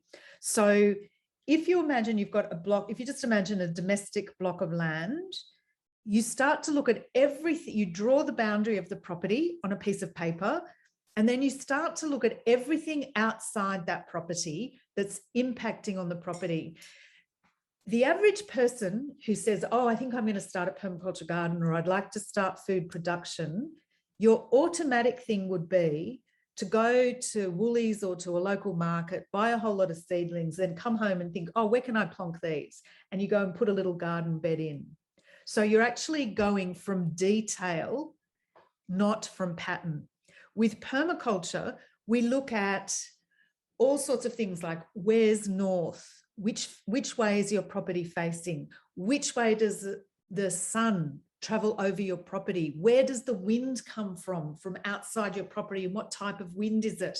How does water flow across your property, either running across the land when it rains or coming in with hail or fog or frost, all of these things. What is the aspect of your property? Does it face north?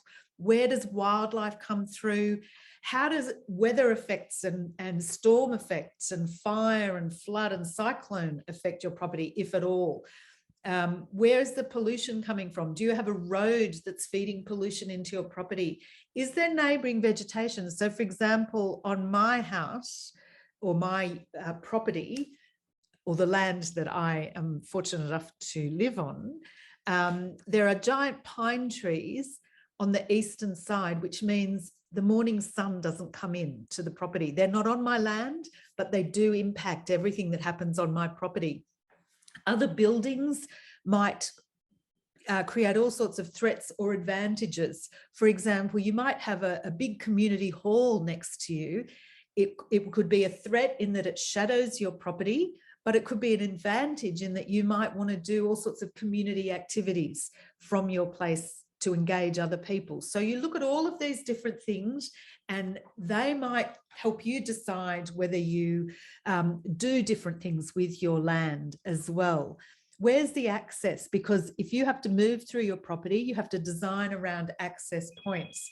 And what are community impacts that might be influencing your property as well? Then we go to site analysis and we look at, so what I might do now is actually, okay, it's so tricky with slides. Okay, here we go. With site analysis, we'll touch on these quickly, and then I'll come and show you some pictures and we'll discuss it, because that'll be a lot easier to understand. Actually, once you've looked at everything outside your property, you then come and look at the site itself and what's going on in the land as you gather your inventory. So what kind of topography is it? What are the contours? Is there a slope? What does each section, you know, which part of your property has a different aspect to another part of your property? You need to look at what type of soil you have. Do you have any special microclimates? What type of vegetation? And we'll be doing topics on all of these. So we'll be doing a soil topic, a microclimates topic. We'll be doing vegetation so that you can recognize the vegetation. We'll be looking at wildlife. And then you look at things like water and nutrient cycles on your property. And how are they working? What kind of structures are there? Are there water pipes? So if you've got water pipes going through the middle of your property, you're not going to be able to dig where the water pipes are, for example. How does energy come into your property? How does water drain away? What other resources might you have? Are there any regulations? Like, is it a bushfire prone zone, or are you allowed to build or not build? What are the other potential limiting factors on your property? And what are the residents? Who are they? Are they you or someone else you're designing for? What are their patterns, their needs, their aesthetics? So for example, when we look at zones, we look at how to make things work for whoever lives there. And the usual thing is to say outside your kitchen door, you should have a little zone 1 garden, which has all the things that you want to go and grab for, you know, daily eating, like your salad veggies, your lemons, things like that for salad. But we've done designs for people who work really, really long hours, and they come home, they drive into their driveway at the front of the house, and then they walk in and crash every night. So what we've done is looked at their patterns and decided to stack onto the patterns that they already have so that they can bring food, using their own local food, into their life, even if they've got a really, really busy, stressful life. So what we did for this one client was we actually planted all their zone 1 garden along both sides of the path from where they parked their car to their front door. So when they got home in the evening, they could start to shift from work mode into home and self-nurture mode by walking along the path and picking whatever was available, then taking that inside and building their dinner around that on the night. And that also met their needs for being able to transition from one world to another world, and their aesthetics, because if you come home and it's beautiful and it's inspiring when you walk in the door, the aesthetics feed you and you can move into a better place. So these are the sort of patterns and things that we want to look at as well. And you can find information through many ways, through really, really observing, through deduction. So for example, if you don't know what grows in your area, walk around and look at everybody else's gardens and other people's farms. And then you can make deductions about it. Well, if it grows there, it could possibly grow here. And you can start to see patterns about what's happening elsewhere in your region.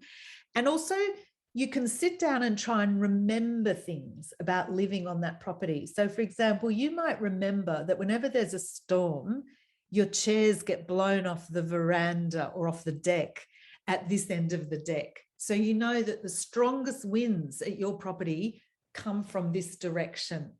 You can also look up climate data on the Bureau of Meteorology site. You can look up maps on council sites and various other places that we'll show you. And a lot of people have local vegetation lists that you can look at to work out what grows in your area. And we'll do more about that when we study vegetation. So this is a list which I'll email you, which is information to gather on site, and it goes into a lot more detail so that if you're going, so for example, if you come to look at the golf course site, you can bring this with you and start looking at, you know, gathering data about all these different things. So it just gives you more things to think about. Like, is there an area, for example, that would have a lot of evaporation? And we want to stop evaporation as much as we can so that water is stored in land and underground, not in the atmosphere. So we'd look around at the link between radiation, so where it's really hot and dry and sunny, and where evaporation is happening. And we'd identify those sites as sites that need work on a property. And all of these things with soil, you know, we'll learn more about it as we go. But as I said, I'll send you this information list, which gives you more specifics, and we can go through that with the site visit when we do it. So what I'll now do is just go forward, and I'll show you what I did on my, just to show you this in practice.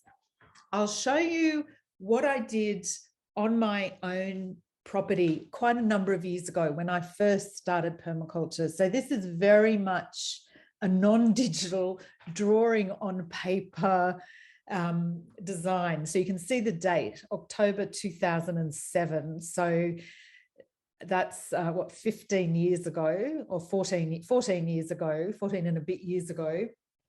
And so I've learned a lot more since then. But I thought that even though this is a very low-tech version of design, it still incorporates all the things that you need to think about. So first off, you need to think about who is using the property. So if this is just a personal design, you say where the place is, who lives there. And for example, with the golf course, we'll look at what the expectations are about who will be using that site. Really, it will be, hopefully, we'll be trying to target everyone. So it's a very broad remit there. Then you look at what are some of the site constraints and challenges, and what are some of the advantages. So at the time I built my property, or the time we moved into our property, before I did the design, we had a really big wind tunnel coming down the driveway on the side of the house. And that was a really big problem. And we had lots of weeds coming in from next door.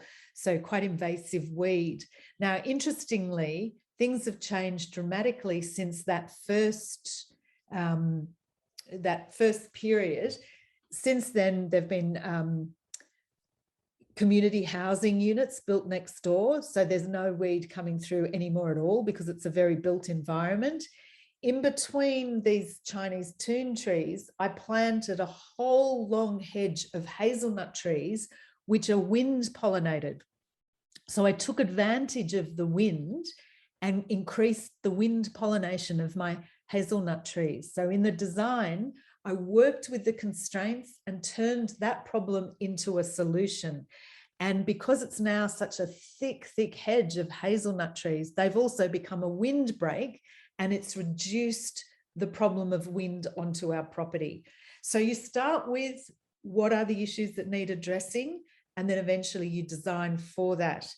Now, the very first thing I did was download some maps of the site to get the accurate measurement for the boundaries and to show what the contour lines were. So I downloaded this off Blue Mountain City Council website so I could see contour lines.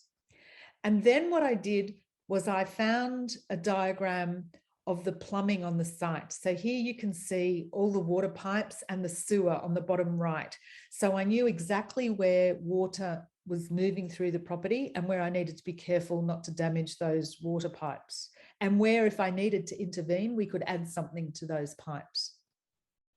Then, with having the contours and the outline of the site, you always make sure that your design faces north so that everyone has that same convention, and you work out what your scale is. So this was a scale of 1 to 132 so that I could fit it onto an A3 piece of paper.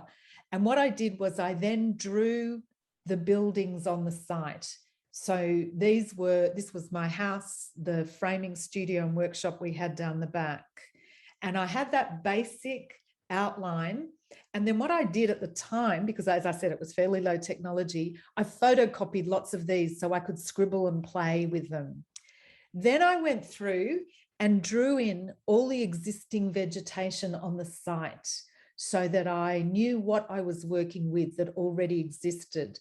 So there was a water tank, there was a clothesline, there were some existing trees, some established trees. And then what I also did was I went to the Bureau of Meteorology site, and I had a look. You can get wind roses, which show you for every part of the year when the strongest winds come. So if you have a look at those, you can see that the winds were strongest from the west. So, and you can see that you get much milder wind from other directions. So if I needed to build a windbreak, that would be the side I would need to build a windbreak from. Then I photocopied a lot of those as well, and I started scribbling and experimenting and doing lots of drawings and trying to establish patterns and linkages. And I went through quite a few pieces of paper, scribbling and imagining. And if you have a look down here on the bottom, the purple area is where there was really deep shade. So the house made a lot of shade that really made it impossible to grow anything. So I knew that was a very big limiting factor for that side. But gradually I started working with that and looking at all different aspects of the property. So I started looking at where did water come? Where did water come from? So it came along the road on the left, and then it started to move down our driveway and through the property. So I could see the movement of water, so I could decide what to do. Eventually, what I did on the left was to build stone retaining walls that kept the water from flowing off the land, and I terraced the property to hold the water onto the site. This as well, I'm just trying to think where, just a minute, I think there's one slide missing. I've got, in terms of external, I've got wind direction coming in, I've got water, that's water. This is what I eventually did for the site and put all the new design work in there. And then I also put some acetate over the top to demonstrate where the zones were. So how I was doing the different zones on the property. So I'm just going to go back now.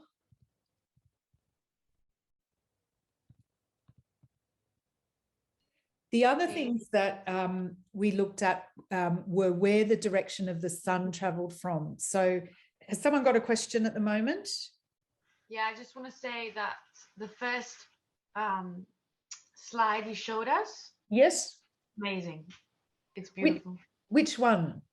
The one where you show all the disadvantages, like not disadvantages. Oh, yes. The issues.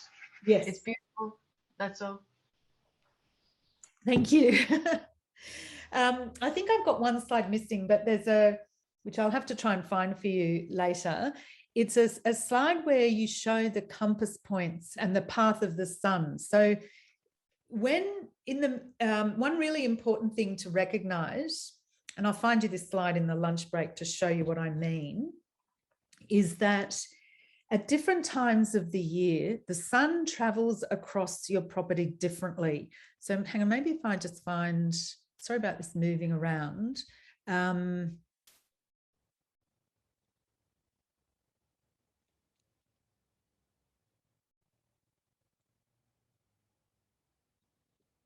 Is that the best one to show you? So just so we're looking at this site, we've got water coming here, we've got wind, but the sun actually rises in the east, and in the middle of summer, it goes directly over the property, like right overhead. But in winter, the sun rises over closer to the north, so that it comes in at an angle. And so what that means is that if you want to design a solar passive home that uses the sun in your design, you will, what I have on this house is, can you see at the top, it says open veranda and art studio. There are big awnings there. So in summer, the heat and the sun doesn't come in, but in winter, because the sun is at an angle, it will come in underneath the awning. So you look, it's very important to understand the movement of the sun at different times of the year on your property so that you can design with the sun to design a passive solar house. And there are some really nice little diagrams of how you can do that, which I will send you.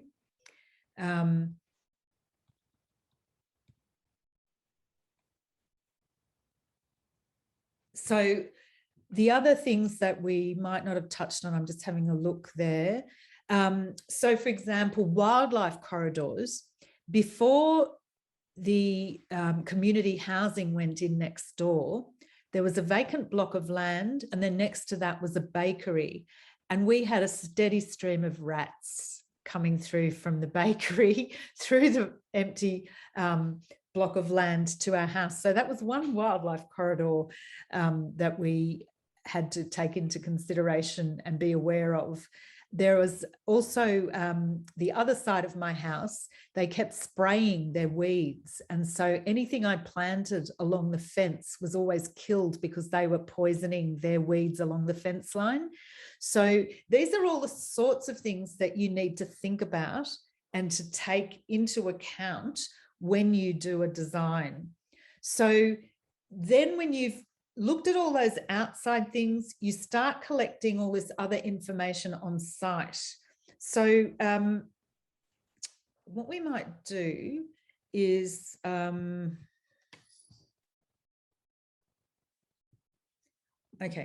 I'm going to stop share. Sorry about that. And just get your questions and feedback now, because what we're going to do over lunch is I'm going to get you to look for some paper and pen and to go outside and to try and just do a quick, like a mud map, a quick sketch of where you are. Work out where north is, then do a little outline, just a hand-drawn outline. It doesn't have to be to scale, of your property. Just gauge the way it looks so that it's facing north, and put your north arrow. And then I want you to see if you can observe some of these things. Where is the sun? Can you tell if there's a lot of wind? Do you know your property well enough? When you do designs like this, the thing to do is to actually design ideally over time. And we're not always fortunate enough to be able to do that. But if you're designing your own place where you live, you would start to go out, get up really early in the morning and walk around the property and see what's happening with light, see where areas are in shade, see what's happening, see how things are thriving or not thriving. Go around the property in the middle of the day, late afternoon, maybe even at night. See if you can hear any frogs or hear any other animals going around your property. Can you see where the possums are traveling and what they're doing? Learn everything you can about the land and really start to fall in love with it, and gather that information as much as you can. And ideally, if you move into a property, you would want to live there for a whole year so you could observe everything over a long period of time, because things change in different seasons. And you can do it in theory, and people design. I know designers who design properties on the other side of the world that they've never visited, and they do it all online with interviews and with Google Maps and all sorts of other things. But really, the best way to design something is to spend a lot of time there getting to know it, because there are so many things that you can't see from contour maps. Because, for example, you look at a contour map of a site, but people have changed and manipulated and done things that are different to they've done earthworks, and those things might not come up always on a map. So you need to get that sort of intimate knowledge of a property before you start to do any decision making. And it's about starting small. and accepting, you know, really looking and responding to different aspects of your property. So it's a very, very intimate personal thing. And it's part of you also starting to ground yourself and connect to the earth, which supports you, and feel a really strong relationship. Since I did permaculture and developed that really strong relationship with where I live, it's reached the point now wherever I'm in an antsy mood, if I'm cranky with my husband or if I'm depressed or overtired or anything, I now just go out into the garden and within 10, 15 minutes, I'm okay again, because it's like it's my best friend. I go out there and because I learned to observe and not put my ego onto the property through the whole permaculture design process, it's like that's been embedded in me. So the minute I walk out into the garden, my whole ego drops away. And anything that might have been making me, you know, get cranky with my husband or somebody else, it all falls away as well, because that's a different persona. When I'm in nature, I become part of nature and it restores me immediately. And it's the most wonderful experience. So if you can develop that relationship with the earth so that it will always restore you whenever you go back to it, it's one of the most incredible things that you can do. So what I'd like you to do now is I'd also like, is Meredith still there? Meredith, are you? Yes, I'm here. Oh, good. So Meredith also would like to ask you to actually begin to touch the soil. Yes. So I thought it would be good to mention it now, because not everyone might have access to a jar even. So it might take them a little bit of time. So I don't know if you all have access to pen and paper and if you can find a jar somewhere, but these are the things that we need you to do to start connecting with your piece of land and to start doing the design process. So Meredith, can you explain what you need for the soil rights tomorrow? I hoped I would have a jar here to show you, but I don't. Oh, okay. So, but all you need is just a glass jar, like just a jar from whatever. Like a peanut butter jar or something. Peanut butter jar or a jam jar or whatever, as long as you can see through it. So it's got to have no label on it. And I want you to, while you're out there, fill it with soil, not all the way, maybe 2/3, 3/4, something like that, with soil. That's all for now. And then after you've got that, then maybe shall I give the next step after that, after lunch maybe? Oh no, we could say it. Yeah, okay. Say it all now, yeah. Okay, so what I want you to do then, when you've got your jar of soil, is I want you to get a little bit of just dishwashing liquid and just put just a little squirt in there, just a little bit, and then fill it the rest of the way with water, a little bit of space at the top. Screw the lid on really tightly and give it a really, really good shake for a couple of minutes. Shake it up really, really, really well. The detergent in there is just going to help the water to fully infiltrate all of the soil, get all the way through. I think it can work without detergent. You've done it without? Yeah. Okay. You can choose. Right. You can choose either. You can do either. Yeah. Okay. Because it's going to be overnight, it'll go. Yes, and then you're going to just sit it somewhere and leave it alone and not touch it and not shake it anymore so that it can settle. And we're going to have a closer look at it tomorrow afternoon. And the important thing is not to go and get bits of soil from all over the yard. It's picking soil from one spot. One spot. And also, if you can reduce the amount of organic matter, it'll all float to the top anyway. But, you know, if there's mulch and leaf litter and stuff, if you can just sort of clear that away a little bit and then get your little sample.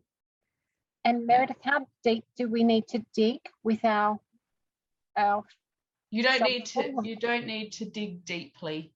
It can just be what's like a couple of inches, what's on the surface. Okay. Yeah. Yeah. That's fantastic. So because we're going to do soil tomorrow and you need this to be able to settle overnight. Could everyone wave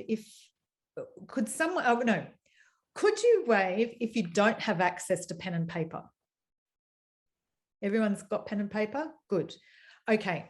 So what we're going to do is I want you to go outside, and I will go back to the screen in case you didn't get it, which has all the sector analysis on it. And I'd like you to draw up a little diagram, and I'd like you to put on it, you know, the border of where you live, like your boundaries of your property. Draw in where the buildings are on the site, and then think about all the sector analysis stuff that's happening on the outside of your property and see what you can observe, okay? And then we'll bring that back after lunch. But when you're out there, I want you to also start to see if you can hone all your observation skills, okay? So I want you to try and smell. Go and smell plants, smell the air, see what you can sense around you. Then I want you to be able to also be aware of whether you can sense where the breezes are coming from. Are you in tune enough to recognize the direction of air movement? So when I did my first permaculture course, we went out with Ro, and I was just so oblivious to all this stuff. And she just all through the day kept saying, oh, the wind's changed direction. It's coming from here now. Oh, that's a diurnal breeze. Oh, it's this. And she was just intensely aware of the air movements around her changing all the time. And I was just so blown away because I had no idea. And the only thing I'd ever learned was lick your finger and see if you can feel which direction the wind's coming from if you have to. But I didn't pick it up. I wasn't aware. I live very much in my head and I wasn't in my body. And so go out and say hello to nature and just walk around and see if you can unseparate yourself and become part of it. And I know that the lovely session that Melissa did on trees and being a tree, whenever I've been through really difficult parts of my life in recent years as a result of permaculture, I've often just made myself I've turned into a tree. I've gone outside and I've just thought, okay, I am not separate.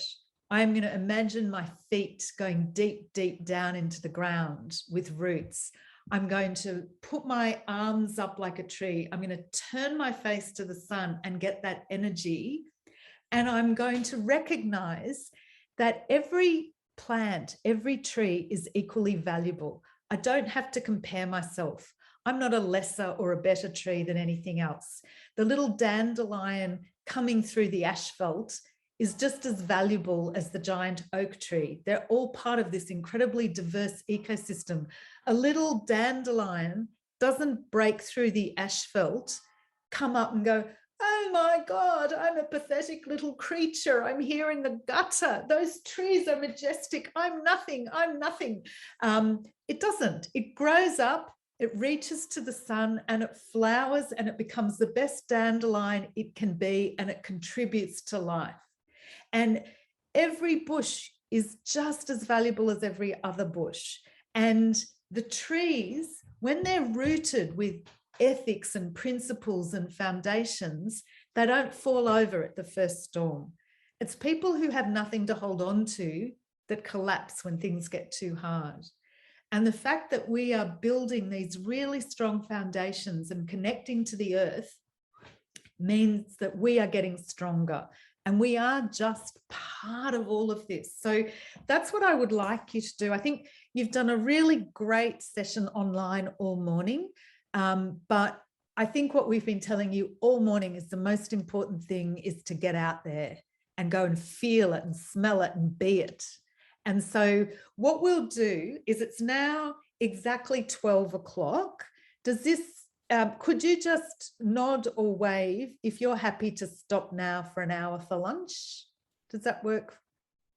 Is that all right for everyone? So I just feel it's really good now to just get off the computer and go out and start connecting with the land that we're on. And this is what I would like you to do with the golf course down the track, but you can do it now with wherever you are, because even in the middle of a city, you can find ways to connect and you can find nature everywhere. When we did the permaculture course at Lithgow on the University of Western Sydney University campus in the middle of Lithgow, we found that there was lichen growing on the bricks of the wall of the building, and there were cracks where weeds were coming through, and they were just so majestic. We were thrilled. And so we just started to observe all of those things. And once you've done your sector analysis, while you're doing your sector analysis, just observe yourself. Observe your mind and see if you're leaping to design decisions all the time. And just say to yourself, oh, that's really interesting. I observed that, and then let it go. And every time you do it, just go, oh, I observed that, I'm letting it go. Because the highest form of intelligence is to be able to do that, to be able to observe without leaping into evaluation. Okay, so work on that. This is part of our mind exercise as well. And if you have time, you can then move on to the site analysis and just, make observations, start learning and bringing that back. Okay. Does anyone have any questions? Yes.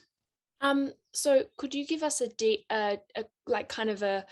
structure on what we do, like step by step on what we can do, if that's okay? Yes. So I'll show you that screen again, which is the sector analysis. But before I go to it, I just want to say that I want you to get a piece of paper. I want you to draw the boundary of your property. First, work out where north is, okay? And draw it so that if this is, I'll show you what I mean. Make sure that you've drawn your boundary facing north. Does that make sense? Okay. Then once you've drawn your boundary, I want you to start to see if you can observe, or if you have any idea of where the harshest winds might come from. So you might notice, you can use deduction, for example. Are any of the trees leaning over this way because they've had lots and lots of wind pushing them over the years?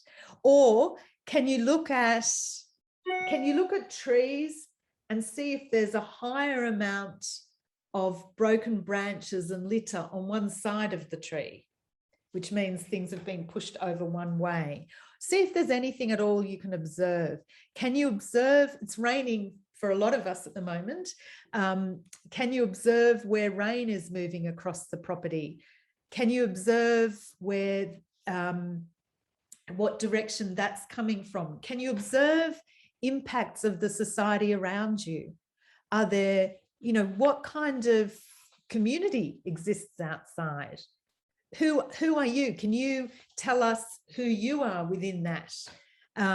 Look at buildings outside your property. Look at big trees that might be shading your property, things that might impact what your design could be. Okay? Does that make sense? So I want you to think bigger picture. And it's the same when we go into looking at social change. We look at the bigger picture. What are the socioeconomic conditions in the world impacting us before we start to make any smaller decisions? And I think Jonah brought that up beautifully yesterday when he talked about trade and the impact of trade on everything. And that is one of the big picture things that you have to think about first before you try and understand how everything else works. So these are, starting from pattern to detail is a really critical way of doing things. And it's the exact opposite of the way we usually work. and just try and observe all the time if you're trying to leap to decisions, and you know, just recognize it and let it go. Okay, does that, any other questions? And then when we come back, you can all sort of, you know, let us know what you found.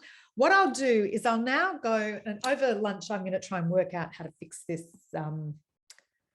way I'm doing everything. But I'll go back to the screens, and can you just all take a photo of it so you can take it outside? Does that work? And I'll show you first the sector analysis and then the site analysis. Okay, so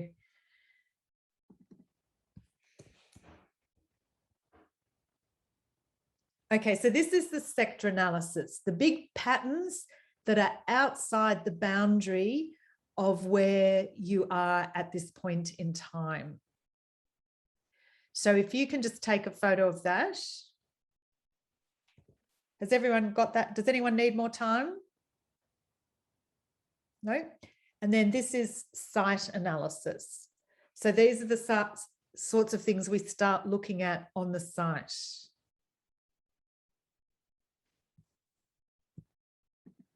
Okay, so this is just to get your hands in, to start scribbling, to start making notations, and it's also a way to overcome procrastination, to just get started and to start playing with this, okay? And no perfection, just quick scribble, doesn't have to be in, you know, in the right, what's it called? It doesn't have to be to scale at this point in time. It's just like a lovely mud map. And, you know, hopefully you'll reach the point eventually where you can be like Melissa, where she goes out and records her observations every day and starts to see how things change. So any more questions before we break for lunch? No? I'd like you to really, really enjoy this. We've now chatted beyond 12. So let's say we'll get back together at 1:10 so that you can have a lovely bit of time. So you need to try and find a jar as well to get some soil and start sketching. Okay, enjoy your lunch break, everyone. Can you see this? Yes. Okay, sweet.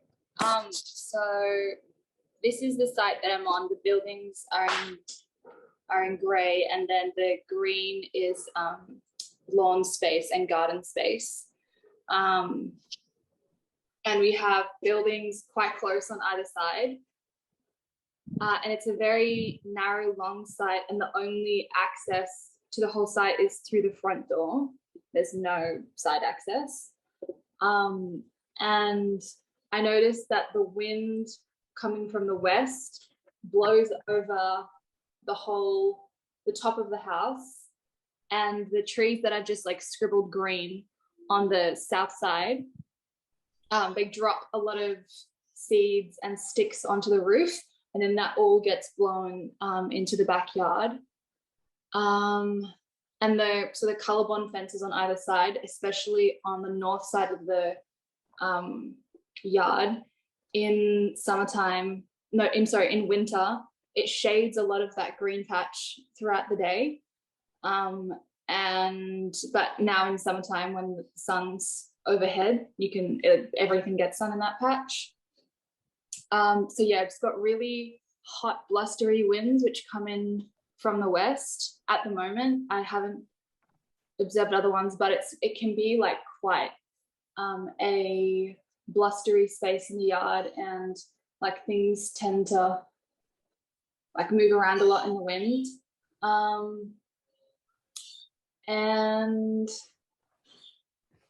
yeah, the site is sort of sloped toward the south, but very slightly. So I guess rain would move slightly that way, but it feels flat. So yeah, I haven't noticed the movement of that, except that I guess against the south fence there's more like life happening, like more grows up there. But it's probably a function of both the more sunlight and that slope. And then also the shade and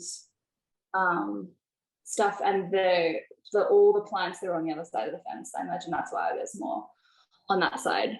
What else? Yeah, just doing this and like thinking about it from the perspective of like the surroundings was completely different to how I approached it when I first came. There was a little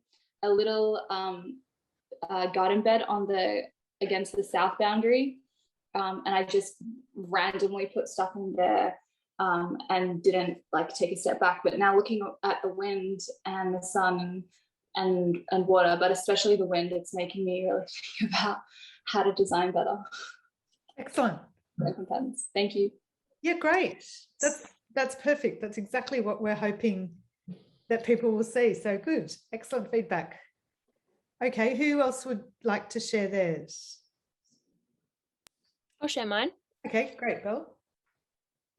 I'm going to try to do the same. And oh, so I should make you a co-host? I think I can already. Oh, yes. Yeah, you've got to make me a co-host. There we go. Perfect. We're all hosts. Okay, can you see that? Yes. Okay. So I am currently in Berry. This is a property that we just bought this year. My family bought. We're on Trullich Road and we have a 5-acre property. As you can see, there is. I wonder if I could get a little thing so you can see where I'm pointing. Mouse. There we go. Can you see this? No, there we go. We can see. Yes. Can you see my mouse? Yes. Okay, so this is Trullich Road and how you're going to get on, and this is the space. And yeah, I found the same with Dieta. It was very difficult because there's so much to this space. And it's actually the first time I've done something like this, and I absolutely loved it. I especially loved going up to this place where there's a tree. I said kind of BT for big trees, and sitting there and sitting just below that spot and looking at the wind, and I was like, I could do this for hours. And I've never kind of looked at it in this way before, and I really enjoyed that. And what I noticed was the winds were coming in gusts, but the winds would kind of come above me, like they wouldn't be where I was, and they were coming on the trees above, and the trees were doing this beautiful, the limbs were doing these like circle kind of things, and I could hear it before I could see it. I could feel it, and I just really enjoyed that process of looking at the wind and staying in one spot and observation the wind. Yeah, and it was coming from the northwest, and so then and again, there's so much potential to this property, but I really tried to not look at that and just look at mapping it. And it's the first time I've drawn the map and put in like water places, the house, and kind of thought about the big things, the standing up big things. And I found out that, can you see my mouse still? Yep. This big tree, which is a gum, is maybe about 300 years old. And it's been struck by lightning now, but I think there's like new growth on it. I haven't actually had a proper look, but that for me is such a beautiful kind of element. And yeah, there's so much potential. We have 2 horses in these back paddocks here, and so looking at how they were moving around and everything like that. But yeah, it was really interesting kind of mapping out all the big things and putting into into a mapping area. So we've got like dam, there's a dam here, and then there's 2 bridges over this little water, but it doesn't really work so well yet. And then these kind of 2 big front areas, and then there's the house and the shed, and then this kind of acreage where animals are, where 2 horses are at the moment. And then over here is where the other properties are, and then on this property they've got chickens and the house is there, and then on the other side of the road there's cows there. And so it's been really interesting observing and putting implement all these kind of elements into a map. Fantastic. And just before you put it away, where you've got that big tree, the big gum, for those people who haven't done any mapping before, the convention is that you draw the size of the canopy onto your map, Ah, so that okay. you get a sense of how much of the, so when you draw your trees, you'd basically draw the circles representing the size of the canopy, and that way your diagram, your map indicates how much of the property is also in shade as well. So would you tells you a couple of things at once. Would you have to downsize it to the size of the paper that you're working on? Yeah, and I mean, look, we're not doing these things to scale at the moment. But you know that if you do an accurate to scale diagram, you would really give a sense of how big a canopy the trees take up, because they will they will inform you on how much shade there is, and also the size of the canopy is usually the same as the size of the roots coming out from the tree trunk, which means that they're also sucking up nutrient in the soil. So it's not that easy to plant on top of it. Do you know what I mean? So the size of the canopy teaches you a lot of things if you eventually do it to scale. This was perfect for what we're doing now. And you're telling us that, but you did draw the circle there in the way that one would for the canopy. So I just wanted to highlight that for people for doing designs. So yeah, excellent. It's exciting, isn't it, doing this? Yeah. So getting to know the place. Very good. Thank you. Yes, I was wondering if I might just go next, because what I did, because I got a bit distracted doing something else at lunchtime, was I got out my drawing that I did in 2017 when I did my design course. Great. And of course, I wasn't at home when I did my drawing. I was at your place. So it's interesting already what I've seen, being directly in the environment and making the observations compared to what I did in 2017 at the time, which I will share here. So north is up on the page. So what's in purple is what I drew in 2017. So I was obviously very interested in the views. The things that I did from memory was about the views, where I knew that the water pipes were in the tank and what I felt like the contours were. I completely missed the trees and the big shed next door.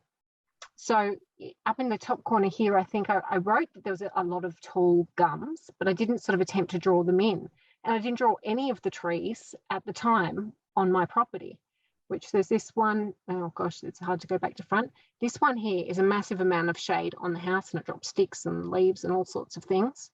And there's a couple along the back, which are really quite big. So it's interesting that I didn't really notice or remember those things. So being in the environment, people are taking much more observation of the trees and the wind and those types of things. And isn't that just a fascinating thing in general, to think about what's going on in our head, our perception of the world, and what the world is really doing if we observe. Yes, yeah. And so, so much of it was about the views and what I didn't like, because obviously, so over here, which it wouldn't be an issue for everybody, but there's a tall murrayas along this fence line that previous owners have obviously planted in the neighbouring yard. And I really don't like the smell of murrayas. I think they smell like rotten pineapple, which I realise other people love them. So, they look lovely, and they attract lots of bees, but I really don't like the smell, but it's only for a couple of weeks a year. I deal with it. Great. Thank you. Thank you so much, Melissa. Who else has done a drawing? Yes, Sally? I could share it as well if you make me a co-host. Okay.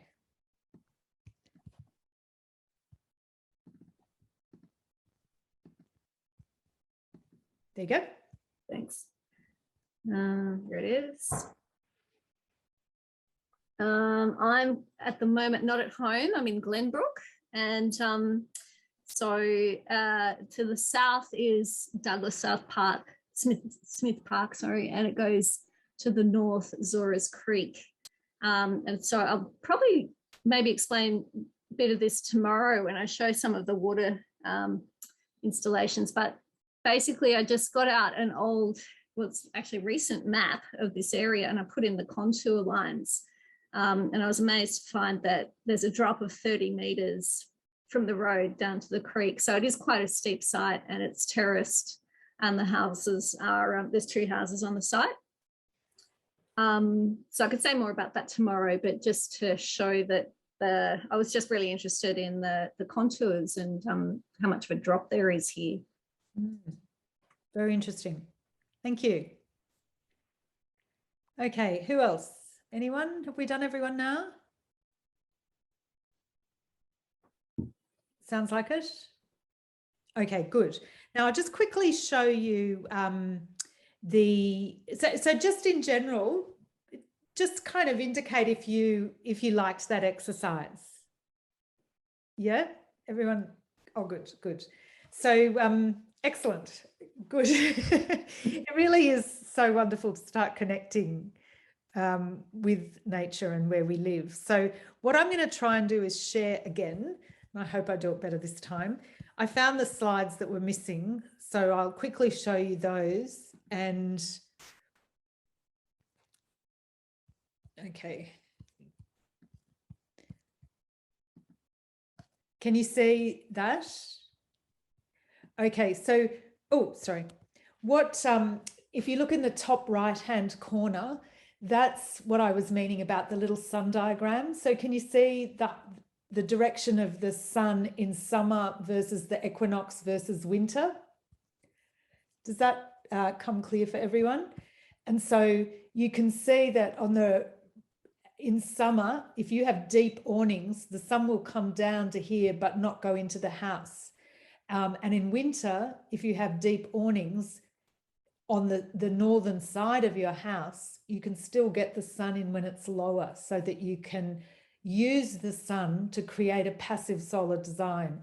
And what I also showed when I put microclimates in was that these were hot, dry westerly winds, cold, damp, sort of mists in summer and autumn. And yeah, and I was showing where the summer thunderstorms came from and things like that.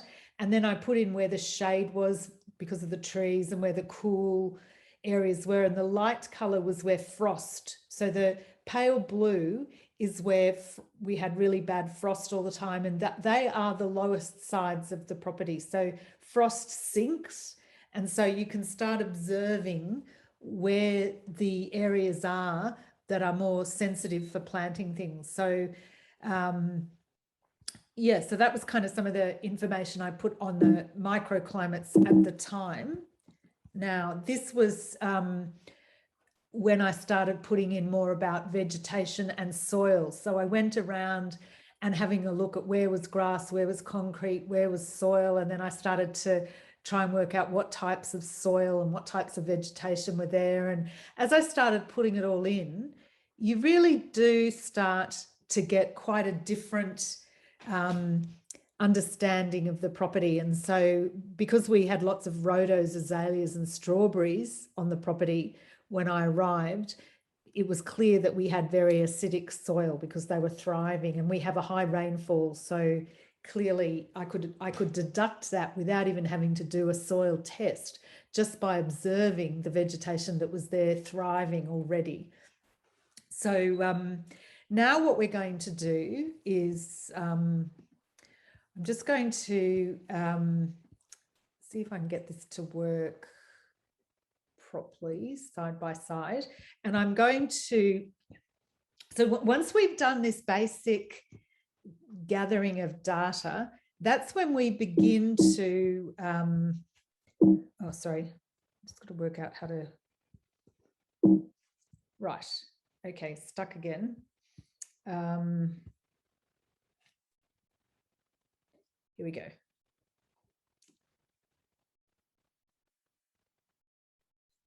Now we're coming to the part of permaculture that is one of the characteristics of permaculture, which is the zones. So I mentioned already that we're going to tackle this differently, and we're going to go from zone 5 to zone 0 rather than the other way around.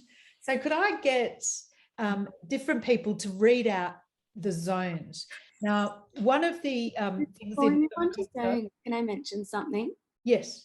I was reflecting on when I do my permaculture course, it was you or another teacher that was saying, like, it can be really, really hard to start from a blank slate as opposed to starting with like a site that already exists. If you've just got like nothing and you're trying to build it up, it's really, really hard. Mm-hmm. And I had that experience in Japan when I was trying to do my sector and site analysis, and it was like this area was currently under construction, and I found it really, really, really difficult to do that. And just but then what became really, really, really important was putting lots and lots of energy into observing not just the site, but around the site, like who is there, what is there, and that not just that boundary, but to emphasize even more that the trees on your neighbor's properties can be so important, and who is there and everything. And so, yeah, when I do a sector and site analysis, I really like to expand it right out as far as feels relevant, but that can be further than we think sometimes. And especially Emily, because you're looking at pollinators, and if we're looking at wildlife corridors, how do insects move through a neighborhood? How do birds and wombats and other creatures move through a neighborhood? So trying to understand the pathways that we're on as part of a much bigger picture is really critical, isn't it? Totally, yeah. And then you start to think, how do I design for my property? But maybe how do I design broader than my property and get involved? So what I started to do was to start to plant on the nature strip and thinking, how can I extend my property even further? And then I started a community farm and so my design just started to go way beyond my boundaries when I started to think of the implications of what we were designing for. So, you know, like, for example, with the golf club, when we start to design that, we need to think that we can't restore biodiversity in the city by just doing the golf club. We have to have alongside the golf club an education campaign that encourages people to learn what we're doing and implement it throughout the mountains, so that we create habitat for all species across the whole mountains, not just our property. And I think one of the really big things that we like to emphasize with permaculture is that it's not about self-sufficiency, because self-sufficiency is very personal focused, looking after me, whereas self-reliance means that you can be reliant on yourself to make decisions because you have the ethics and principles to help you do decision making, but you are thinking of yourselves as part of something much, much bigger, not just you in your little self-sufficient survival hole, you know? And I think there is a sort of element of permaculture that is kind of linked to survivalism, and that's not the kind of permaculture I'm interested in at all. I'm interested in permaculture that works across the whole system, that supports all life, not just one person and their property. So yeah, so that was a really good input, Emily. Thank you for that. Thank you. Just going to turn the camera off because we're a bit like, yeah. Are you all right? We're actively here. Is it really hitting you hard, or are you all right? Little bit? We'll be good. All right. You look after yourselves. Okay. Okay, so perhaps if I just ask people, so Ceci, can you read what Zone 5 is? And the convention in permaculture, I'm not 100% sure why, is that we use Roman numerals for the zones, not other numbers. So could you read out what Zone 5 is? Zone 5, Indigenous Conservation Zone, protection for soils, water, air, and species richness. Okay, and so this is part of what E.O. Wilson talks about as what we should be giving half back to nature, that we should be trying to let half of the world be an Indigenous conservation zone. There is a strong movement to say that First Nations communities can be encouraged to live within those Indigenous conservation zones and protect them, because they've learnt to live in harmony with those zones. So they're not saying that we should include, you know, there is a whole reaction to people saying give half to the world, and, you know, are we going to exclude First Nations people from these zones? And most of the observations that we've seen is that they can be, they really have a huge attachment to and an ability to steward these areas. So yeah, zone 5 is where we're starting, and with the golf course that we'll be looking at, or I should say the Planetary Health site, not the golf course, it was no longer a golf course, but the Planetary Health site has some really beautiful, has a bit of preserved conservation zone, which we want to expand. And I think that's the real highlight of the site. Okay, so thank you for that. Belle, could you read zone 4?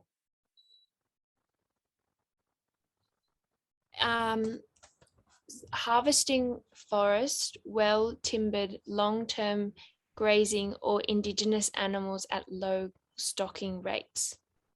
Thank you. When I start thinking about these zones, the way I just always think about them in my mind is something that most of you are too young to probably identify with. But when I was a little kid, we used to watch this series called Robin Hood. And it always started with Robin Hood riding through the glen. Robin Hood with his band of men. Feared by the bad, loved by the good, Robin Hood. And it was my absolute favourite TV show that I'd rush home from school every day to watch. And in Robin Hood, it was in the medieval times when they had little villages as little clearings in the forest.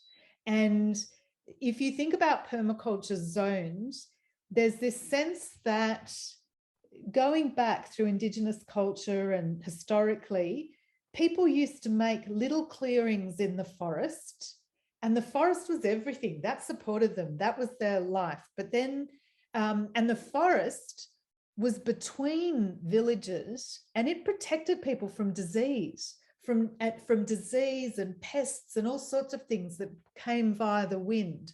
And so it was an amazing green space zone between urban settlements. And that's one of the reasons now that we're having increased problems globally, is because we've lost our green zones between settlements. And so having this important green zone, the Indigenous zone, is quite critical. But what they did then was they would clear a space, they would plant, harvest timbers that could then be used over time to replace furniture and build housing and do what they needed. And they could start having their animals in there, and then gradually they could put cropping in and things like that. So the idea is that if you imagine coming from having the concept of zones as concentric rings in a clearing in the forest, in practice, it doesn't have to be concentric rings, and we'll look at that more in depth. But this is the conceptual basis of it, that each zone will allow the greatest protection of nature, but also provide what humans need to be able to create permanent settlements, as opposed to being nomadic. And it's interesting that permanent settlements started when climate stabilized. When I was young, I always thought we reached permanent settlement in agriculture because we evolved in intelligence. And it wasn't because of that. It was simply because climate stabilized enough for us to have permanent settlement and reliable agriculture. And having nomadic communities used to actually be quite relevant, because people could travel according to the changing climate and disruptive climate. And I know here in the Blue Mountains, up at Katoomba, where the golf course is, it used to be way too cold for our First Nations communities to actually have enough food and what they needed to survive in the middle of winter. So often they went down to lower parts of the mountains and then came back in summer. So the Indigenous conservation zone is also where we protect our water and where we are able to have good, clean, protected water and water sources. And ideally, you have that forest around the springs to keep that water protected. And I'll show you later with the gully and the golf course, what's happening with water there. So now we've come from the forest with where the Robin Hood's men can hide in the forest and ambush the rich people coming to kill them and protect their villages, and we're nice and safe with our Indigenous forests. We've got our timber so we can build and do what we need. Zone 3, could you please read that out? Who hasn't read yet? Someone like to put their hand up? Okay, Sally. Zone 3, farming or cropping commercial crops, large foraging animals. Okay, so what would be an example of a large foraging animal? A cow. Yeah. Yes. Very good example. Okay, so that's where people start to produce enough food for their village and their community. So I'm thinking of this more as a sort of a village type permaculture, but we then try to create it in our own small personal zones as well. So for example, on my block, I can't do a lot of, I put the Indigenous conservation zone around the edges of my property, through the property and a little bit onto the nature strip. I've put in a couple of long-term harvest forests, like I've planted a couple of walnut trees, which could be harvested long-term as walnut timber when timbers are rare. You know, it's an investment for the future, that when people need beautiful timbers in the future, that we are still planting the timbers that we need, that can be selectively logged when necessary. It could be, I like walnuts because you also have a crop of walnuts the whole time. So you're not just waiting for an output 30 years down the track, you're actually harvesting walnuts along the way, plus you're getting shade. So remember when we talked about principles that everything works at least 2 ways? One of the, when you make decisions about what you plant in these different zones, if they can have multiple uses, if they can work 2 or 3 ways, then you get a much bigger yield and much more on a small property out of that. So therefore for me, walnuts were a great harvest forest, but there's also timbers that have nice long straight beams that I can use for building things and creating terraces and climbing racks on the property. So so what I'm basically saying is this can be done either for a whole village ideally, or for even and you know, rural properties, but also even in small domestic situations, you can think about it. You may want to put a harvest forest timber on your nature strip or whatever. So you can do it in different ways. Now, farming or cropping, on my in my garden, I can't really do much farming or cropping. So I set up Blackheath Community Farm nearby.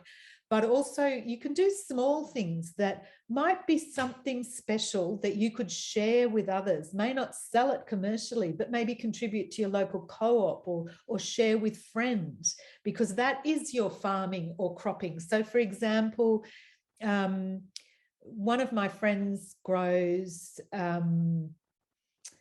saffron, and at Blackheath Community Farm, because it's a small farm, we do a garlic crop every year, and then we sell the garlic, and that gives us enough money to pay for the whole rest of the farm through the year. So we have an annual garlic sale, and our garlic crop has funded Blackheath Community Farm for the last 5 years.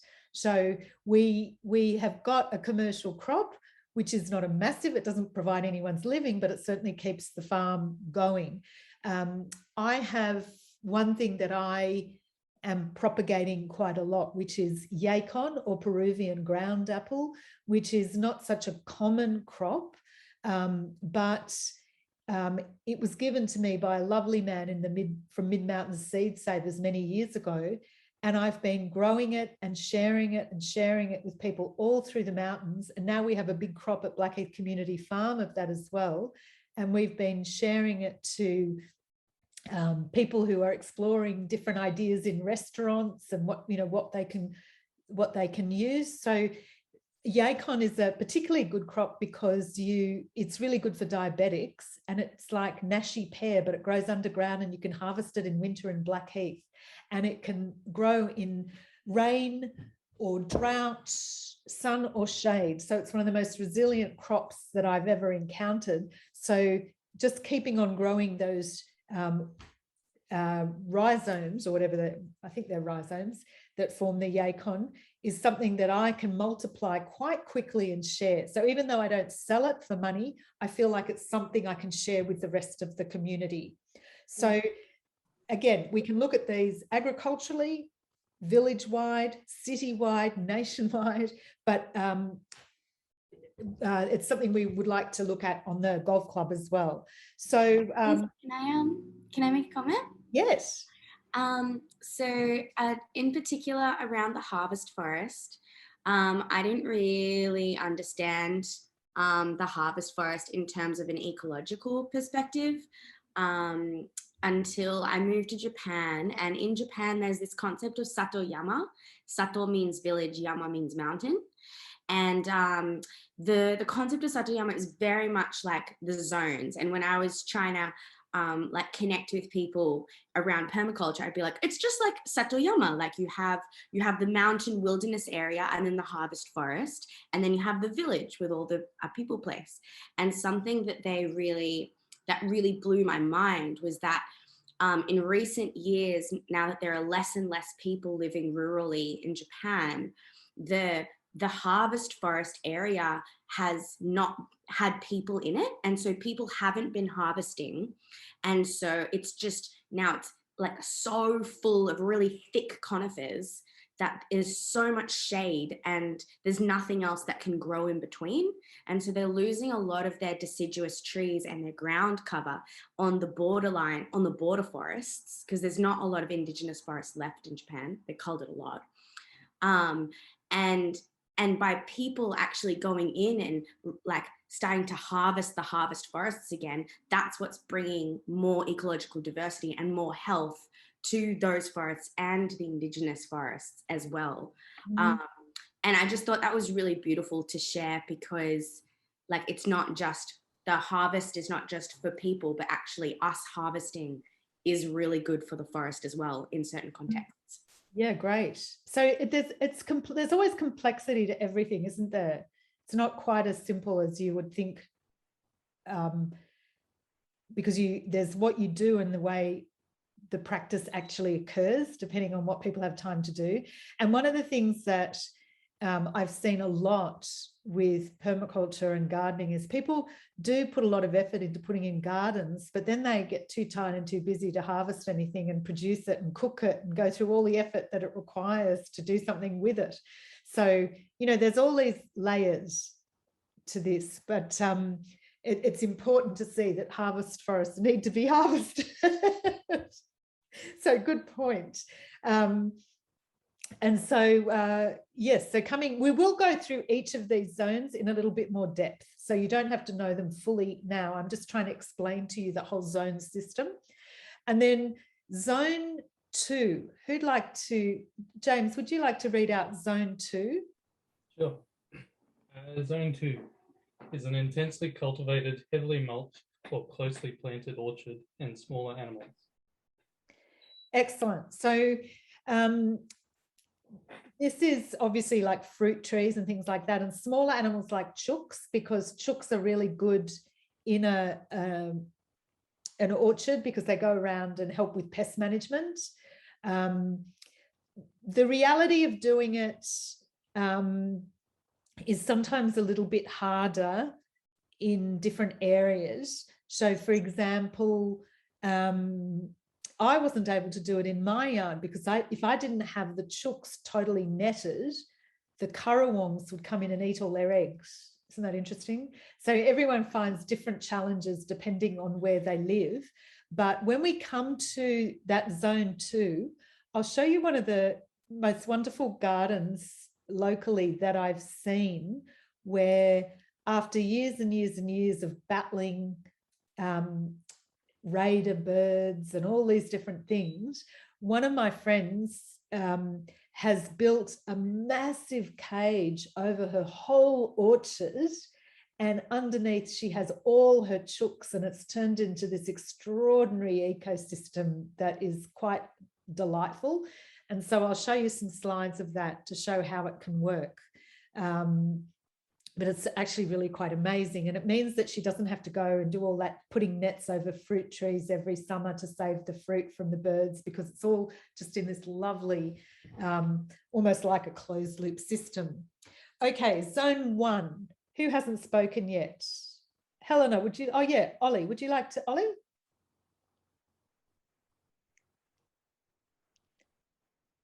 Oh, if you kind of close, because I can't read. Can I read that? Sorry, one sec. Yep. Right. Zone 0 or zone 1? Zone 1. Zone 1, thanks. Yep. I'll just hold it. There we go. So kitchen or veg garden, close, intensive, high yield, frequent work, use sheet mulching. Okay. Do you know what sheet mulching is, Ollie? I'll take a guess. I think it's just like an annual layer of mulch that you might put over your garden, like maybe like a 20-30 mil layer, but I'm not sure. It can be, or it can be when, if you want to start a garden bed, you put down cardboard and then you put the soil over. So it's what they used to always call no dig gardening. Sure. Where you put, like cardboard or newspaper, and then you put your soil and mulch and everything on top and plant into that. And the reason you can do that in a kitchen or veggie garden is because it's only a small area. There's no way you could do agriculture and have to put cardboard down and mulch and build all that. That's just not possible on a really large scale. But in a small kitchen or veggie garden, it's really easy to do no dig gardening. And that's what we've done at Blackheath Community Farm, because we take the community's waste cardboard and we recycle it and put it into the soil, because it's putting carbon in and it helps get the fungal networks going between, we have the cardboard underneath the mulch for the garden beds, but also under our wood chip paths. And so then we get this beautiful fungal network supporting the other bacterial beds as well. So it's the zone 1 ideally is near your back door or wherever you go in and out to the garden, so that even if it's snowing or blowing a gale, you can just quickly duck out and grab a bit of parsley, grab a lemon, grab a lettuce for dinner. So it's all the little things that you use on a frequent basis, and where you need to be there to watch it, to make sure the slugs and snails aren't eating everything, and to just keep, watering it, because there might be things that need more water than a deep-rooted fruit tree and things like that. So it's your little intimate everyday garden. And as I said earlier, it could be, for example, in between where you park your car and where you go in the front door, to make sure that you do actually pick some food. Outside of the work office I built, where young people used to come and work here at my house, we built a tea garden, so that when we were working, we could just open the front door and go out and grab bunches of fresh, different types of things that we could use for a pot of tea. And we made it so close that we were always tempted to do it, because even coming in and out to work, you'd brush past the lemon verbena or the chocolate mint or something like that, and you would want to have a cup of tea from the herb garden. So if you think about all those things and how you operate in the house and where you could have them. So Sam, could you read out the last one, zone 0? Yeah. Home, office, factory, shop. Voracious consumer and waste generator. Thank you. So the zone 0 is basically the built environment in whatever form that takes. And so you could think of it on a city level, on an individual building level. It's your house. It's full of, electricity and plumbed water and all sorts of things, and all your packaging and all those different things. So it is the most intense area of pollution that you need to deal with. So I'm going to just show you now a couple of photos. This is an example of putting permaculture into action, where it's not 100% in concentric rings, but you can see that zone 0 is the rooftop here in the house. And this is, it's a nice little drawing of a garden as well, where you can see that they've put in the canopies of the trees, tried to show a little bit of the variety of the trees from the way they've been depicted. You can see that the back of the house obviously has sort of awnings here and like maybe a covered pergola area. And you can go out into this intensive garden with, these are called keyhole garden beds. Sorry, I'm pointing with my hand and I know you can't see that. These are keyhole garden beds in the intensive garden. So a keyhole garden bed is, if you look at these paths, the paths get smaller and smaller as they go in. And here you want to not walk on your garden. So you can come in here and crouch down in what's called the keyhole, and you can reach all around like that and reach maximum amount of garden without actually walking on it and compressing the soil. So that means you can reach all around there, all around there. And so what you need to do next with zones is you start thinking about how these zones can fit into your property, but also the relative location. So for example, you might decide to put your intensive gardens here and have your chooks here. You might decide that what works for you as a person that fits in with your daily routine is that you come out in the morning, you take your kitchen scraps, you walk along the path, you go to the chooks, you give them your kitchen scraps, you might go past your shed, you might even have your composting near the shed or with your chickens. You might pick up a tool so you can do some gardening. At my house, when I do the rounds, I do something very similar. And then I come back and I also have the washing line here and I hang up the clothes. And so I think about what are all the different things, all the jobs I need to do in one day. And I also have right near the house a greenhouse. So if you imagine that shed closer to the house, I've got a greenhouse so that I go, and when I go out and do the chooks, I also plant a few new seeds each day, take some round to the greenhouse, pick veggies and food for the day and come back in. So I use the minimum energy I can in a day to get all my jobs done. So the design of the garden incorporates the elements in the garden and your own personal and everyone in your house's patterns, and how you can maximize the enjoyment of the garden and the productivity of the garden and increase biodiversity to give yourself the most stable system and support as much life and biodiversity as possible. Oh, sorry. So if you look up here, there's a pond with ducks and geese. There's an orchard with mixed fruit and nut trees, and all the animals, the ducks, the geese, the poultry are all around this mixed fruit and nut tree area.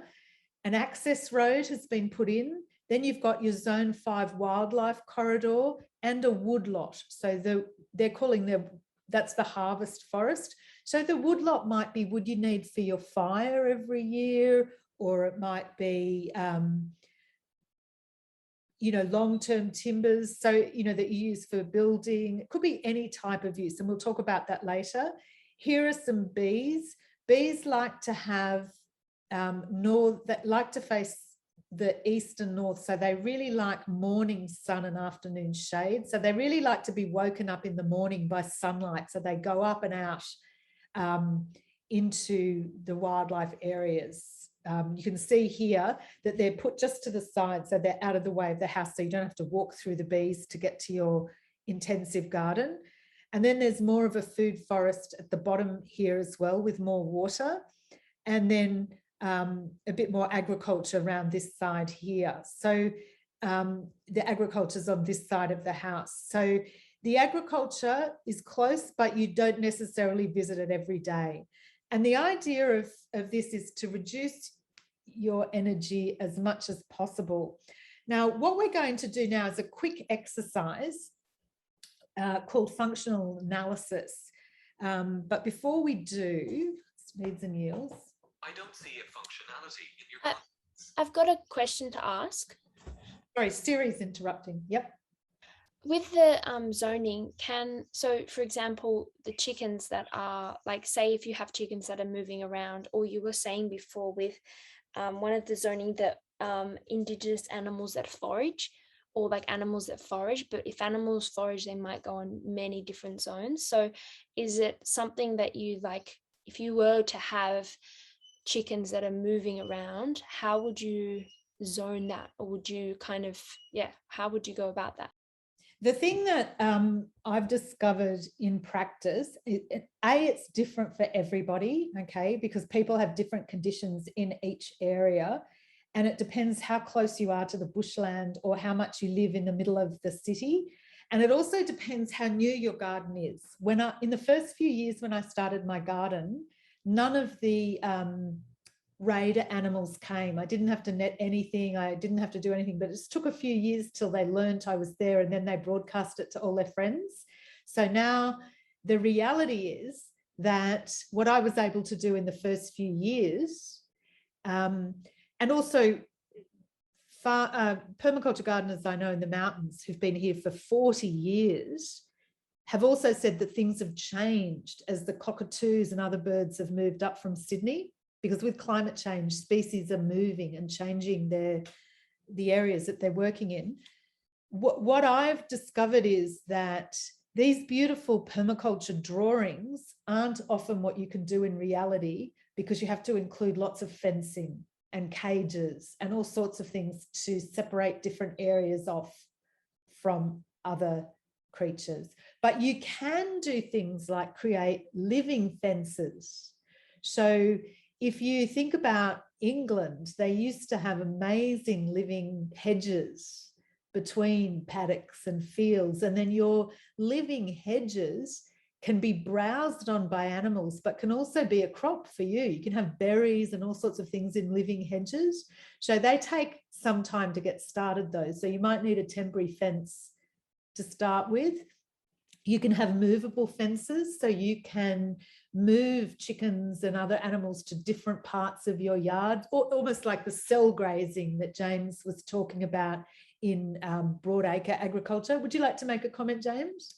Yeah, on that Sticks farm I was mentioning yesterday, we had those chicken caravans.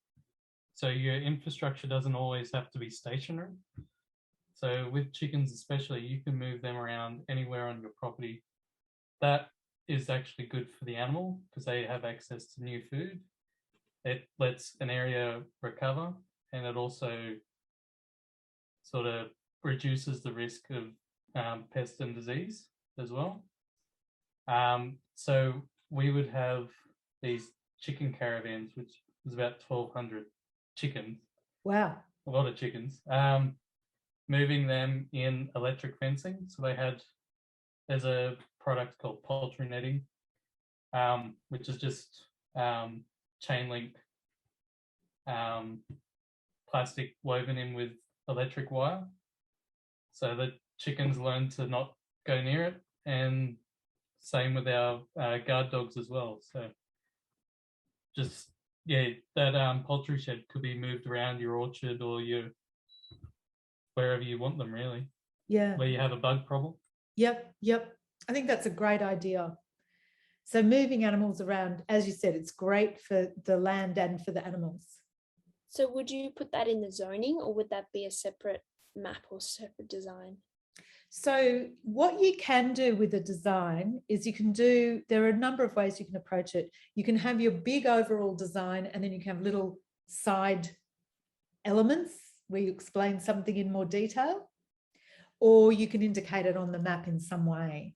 So it's up to you to play around with how you do the design. And also sometimes you can think over time, like in the first 3 years I would do this, 3 years later I would do this. So, first 3 years I'll put up a light fence, but I'll also plant a living hedge that will eventually take over, or I will put I'll scatter lots of wattle seed here to get going. Then I'll chop them down, mulch the soil, and plant my fruit. I'll plant my fruit trees in amongst the small wattles to be protected from the wind. and then I'll chop the wattles down and they'll be mulch as my trees get bigger, you know, things like that. So you can think about stacking in time and space, and also with your design, with ideas that happen. But that's in an ideal world. What you end up managing to do in this course in a limited amount of time is, you know, not necessarily, you know, what you would ideally like to do, but long term, you know, things change over time. So as trees get bigger, other things get shaded out. So a garden has to change over time. Would anyone else like to comment or ask questions on any of this at the moment? Yeah, so I was just wondering if the zones are, is it like zone 0 is the house and then it goes out from there in So distance? can you see my arrow? Yeah. Yeah, so zone 0 in this shed is the house. This is zone 1, the intensive garden. Yeah. This is zone 2, mixed fruit trees with poultry. So that's a whole zone. It's kind of, there's zone 2 goes in that whole area there. Zone 3 agriculture is here behind the house. So it's not in concentric circles. It's kind of like balloons squashed together. So there's your zone 3 agriculture. I often think of it as like the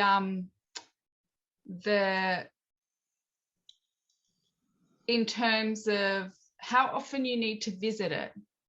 Yeah. So the things that are close to the house are the things that you need to visit most frequently. Yeah. That the orchard doesn't need quite as much attention as maybe the veggie garden that might need watering every single day or whatever, depending on the climate. But there are also so many elements that you need to take into account when you do your inventory. So even though the concept of zones is concentric circles, you have to read your land and you have to read everything. So not many people live on a circular block of land. And that's point number 1.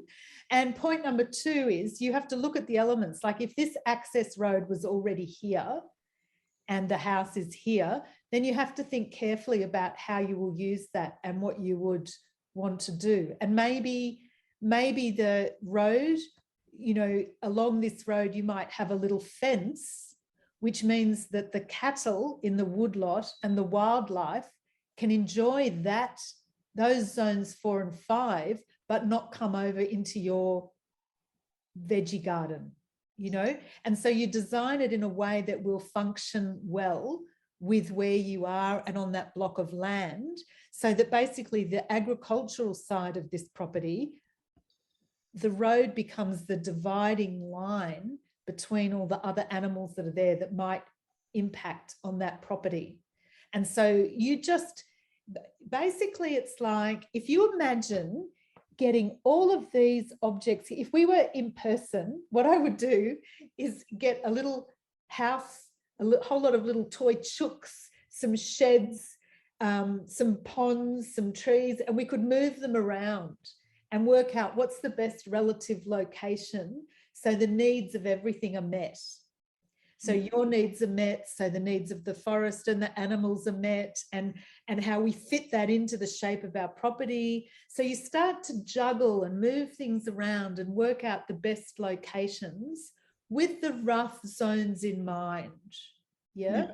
So that's is that the order of the zones? Like, is that why they're in that order? Is that like the distance and? So if you have a look here, it's exactly as Meredith was saying.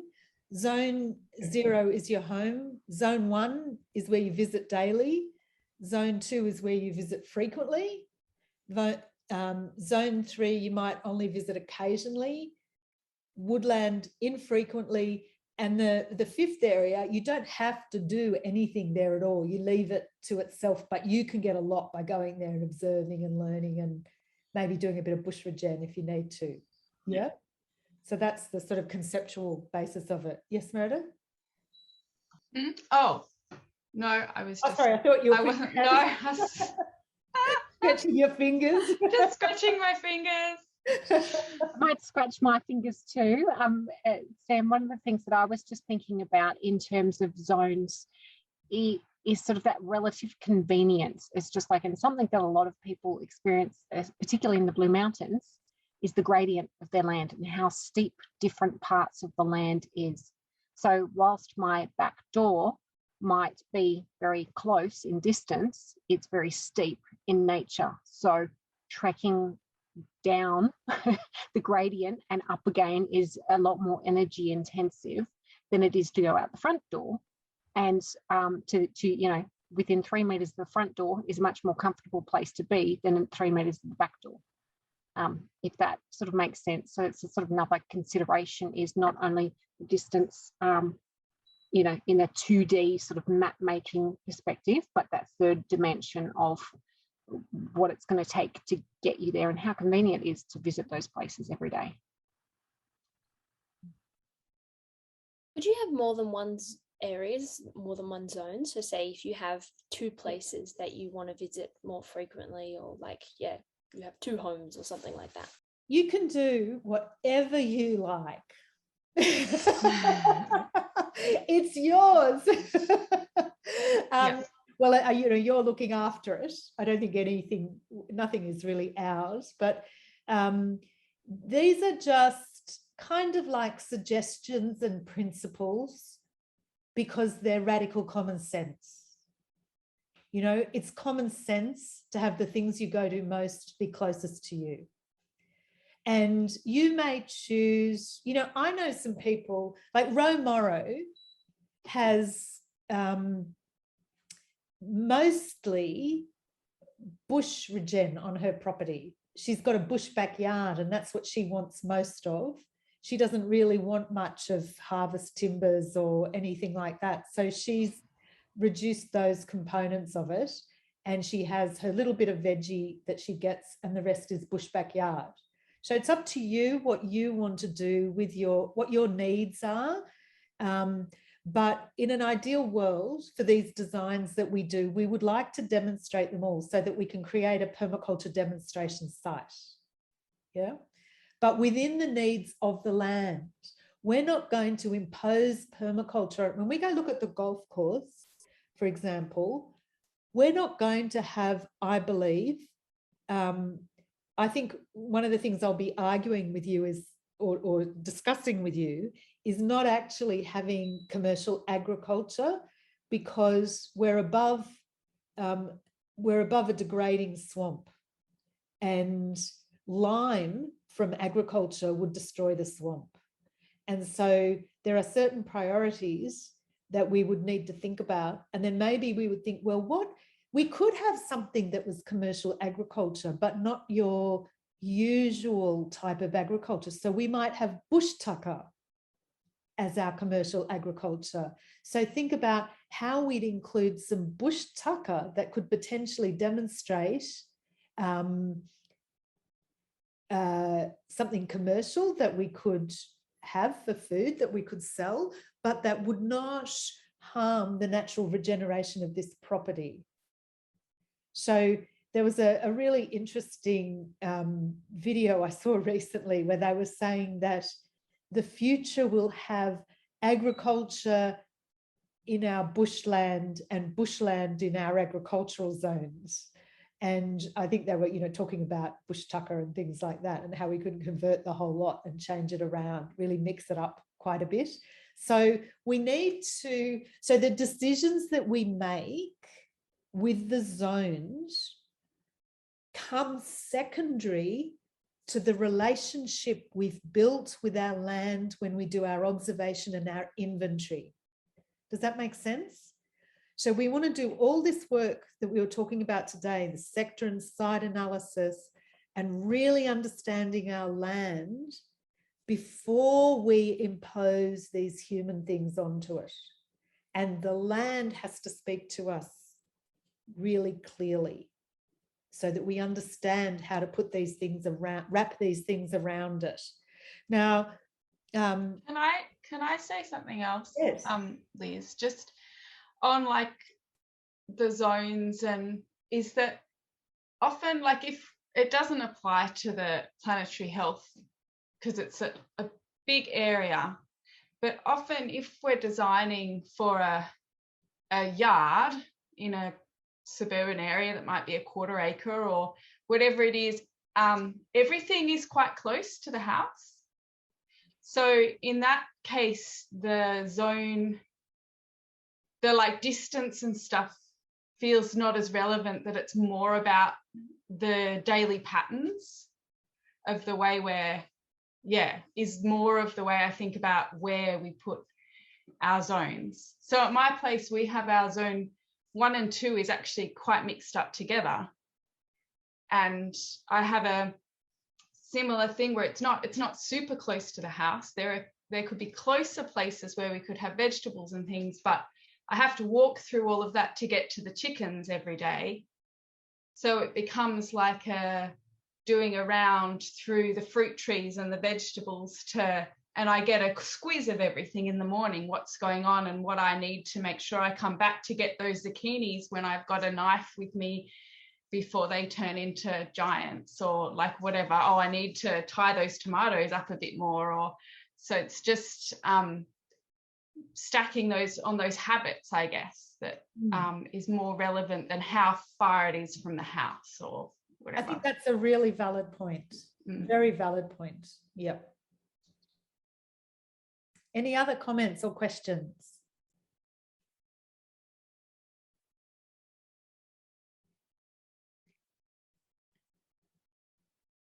Okay, this is I just put this in because it's one of my favorite design drawings that I've ever seen. I just see it as a beautiful little artwork. It was designed by a young girl I know who went to Africa with Ro and helped set up this place in Uganda. And she came back and did this exquisite watercolor. And I just love it so much. And it shows you the tree canopies and it also shows you patterning.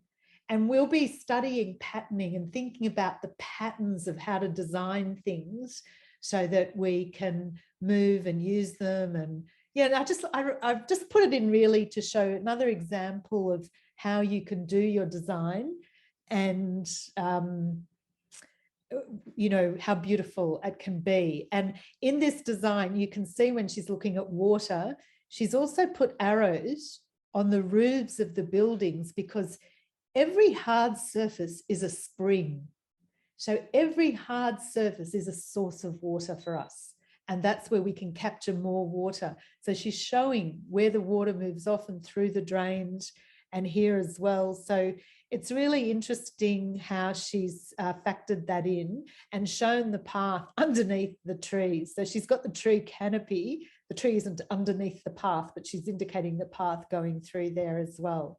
So it's just I just love it so much. So these, just a beautiful example. Now, this is a little bit out of focus, but given that nearly 70% of the world's population will be living in urban areas, some people have applied, I can see you all moving in close like me now. Some people have applied the zone idea to how we live in society. And so they've tried to think about how could we think about the way we live if we're in an apartment in the city. And so, for example, you could apply the zones to your life, that there's the part of your world where you focus on trying to walk to everything to reduce that high impact of your zone 0. Then you might try and make as many things as possible accessible to you within a cycling zone. And then there might be a public transit zone. And then maybe it has to be auto or something like that further. But people will try and limit their footprint by staying within the zone closest to themselves. So people are looking at playing with all different things and then looking at maybe, you know, you can have your zone 0 could be your veranda, your patio, your little balcony. And then you might have some remote plots that you go to, or you might be squatting, or you might just go to a park. And then there might be guerrilla gardening. And where do you get your food from? Do you get it from CSA's farmer markets or from supermarkets? Or, you know, where does everything come from? Do you get involved in land trusts? And so it's just playing around with thinking about how to bring zones into the way we reduce our footprint and don't waste energy. So it's just interesting. People are using these conceptual things quite a lot. Some people talk about zone 0, which is your internal life, your spiritual life. But Ro Morrow doesn't like for us ever to discuss, to bring that into a permaculture design course, because she sees this as pure science and agricultural land use, and that's your own personal thing to deal with. It's got nothing to do with these designs we're working on. But I just wanted you to know there is a whole number of people as well who describe inside your body as zone 0. So it's what the reason I put this here is just to say that zones are a concept. Okay, a concept for saving energy and for living in a way that has that we have a lighter footprint. So when we were talking about ecology yesterday, you can actually measure your ecological footprint. How much of the world's natural systems are you using up or destroying in your daily activities? And in the West, in the highly developed countries, we have very, very high ecological footprints. And it's going to, if we want to retain our lifestyle as we live it in Australia, I think we need to have 7 Earths. So if everyone in other words, if everyone on Earth wanted to live like we do, we would need to have 7 planets to give everyone what we have. So we can see that our ecological footprint is not fair share with future generations or the rest of the planet. It's very unfair share. So we need to work out how we can reduce our ecological footprint. And this is one strategy that we're looking at to reduce our ecological footprint, because if you can get the most ecologically smallest footprint food, either by growing it yourself or from a local community supported agriculture, you are reducing the agricultural footprint, you are reducing food miles, all of those sorts of things. So these are different things that we need to look at. And there are a lot of places you can go to measure your ecological footprint. So, okay, so where we're going now is to map reading. So it's 2:30. Would everyone like a 10-minute break now? Hi, welcome back. Okay, great. Okay, so I'm just going to, we're now going into the session on mapping, and then I'll touch base with you all a little bit more. But basically, we need to be able to read maps if we do permaculture design. What was the one thing that came up related to reading a map in one or two of the conversations that people spoke about when they talked about their little drawing they just did? Keys and legends. Keys and legends. North. North. And there was an important one. Trees. Scale. Topography. Topography, scale, and what's the how do you understand topography from a map? Oh, It's those lines, isn't it? Yes, contour lines. Do you all know what contour lines are? The elevation or the opposite, the different, the gradient in terrain, I suppose. Yes. So basically, what I might do is, what I'll do is I'll go out of this site, I'll stop share, and I'll see if I can share this. Can you see that now? Yep. Yeah? Yep. Okay. All right. So this is going to the slightly outdated website, which is 6 Maps, but James has just posted the newer, more updated version of 6 Maps into chat. But I wanted to show you the Katoomba Golf Course on 6 maps.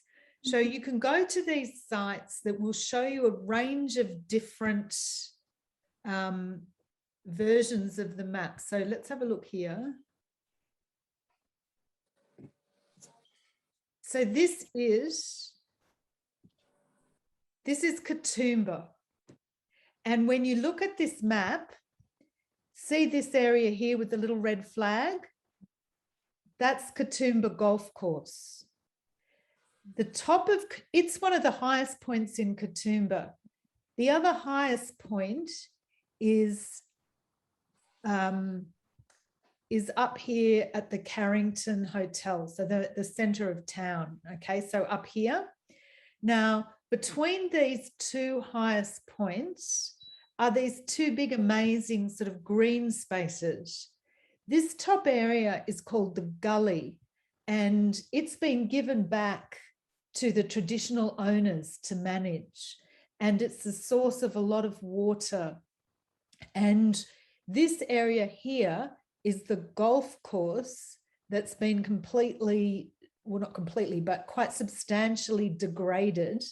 And you can see how lacking in life this upper section of it is here at the highest point.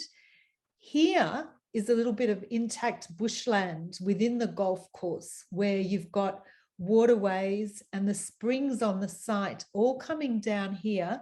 So you've got the water from there and the water from the gully coming down here. And what we have is a giant peatland under here. It's a hanging swamp.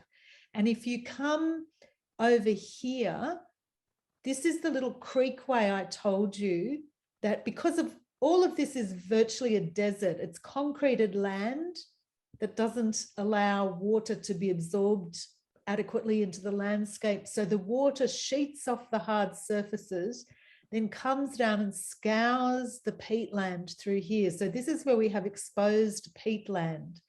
And then the water from here, from the gully and from the golf course come down to Katoomba Falls, and that feeds Sydney's water supply. And you can see the amazing cliffs here. So that's just really steep vertical slopes. And then this is a beautiful walk that you can go out on or drive out on from the golf course out here.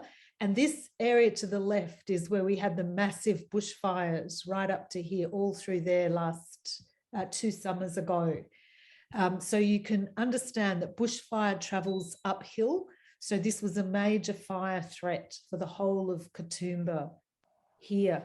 So if you start thinking about zones, it's really interesting to think about the whole city in zones and why this is really critical up here to protect the source of water at the top of this site.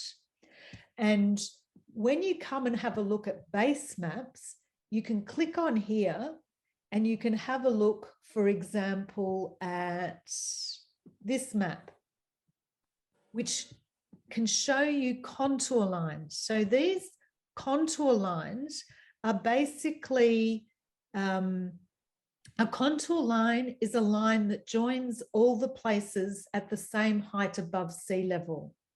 Does that make sense to you, to Belle, and to all the people who maybe didn't know?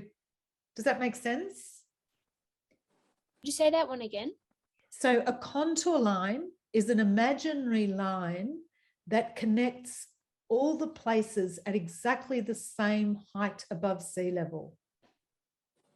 So if you travel along this line here, everywhere that line goes is exactly the same height above sea level.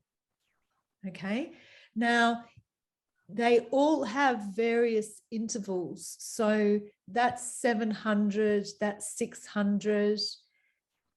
If you see a lot of contour lines close together, what might that tell you?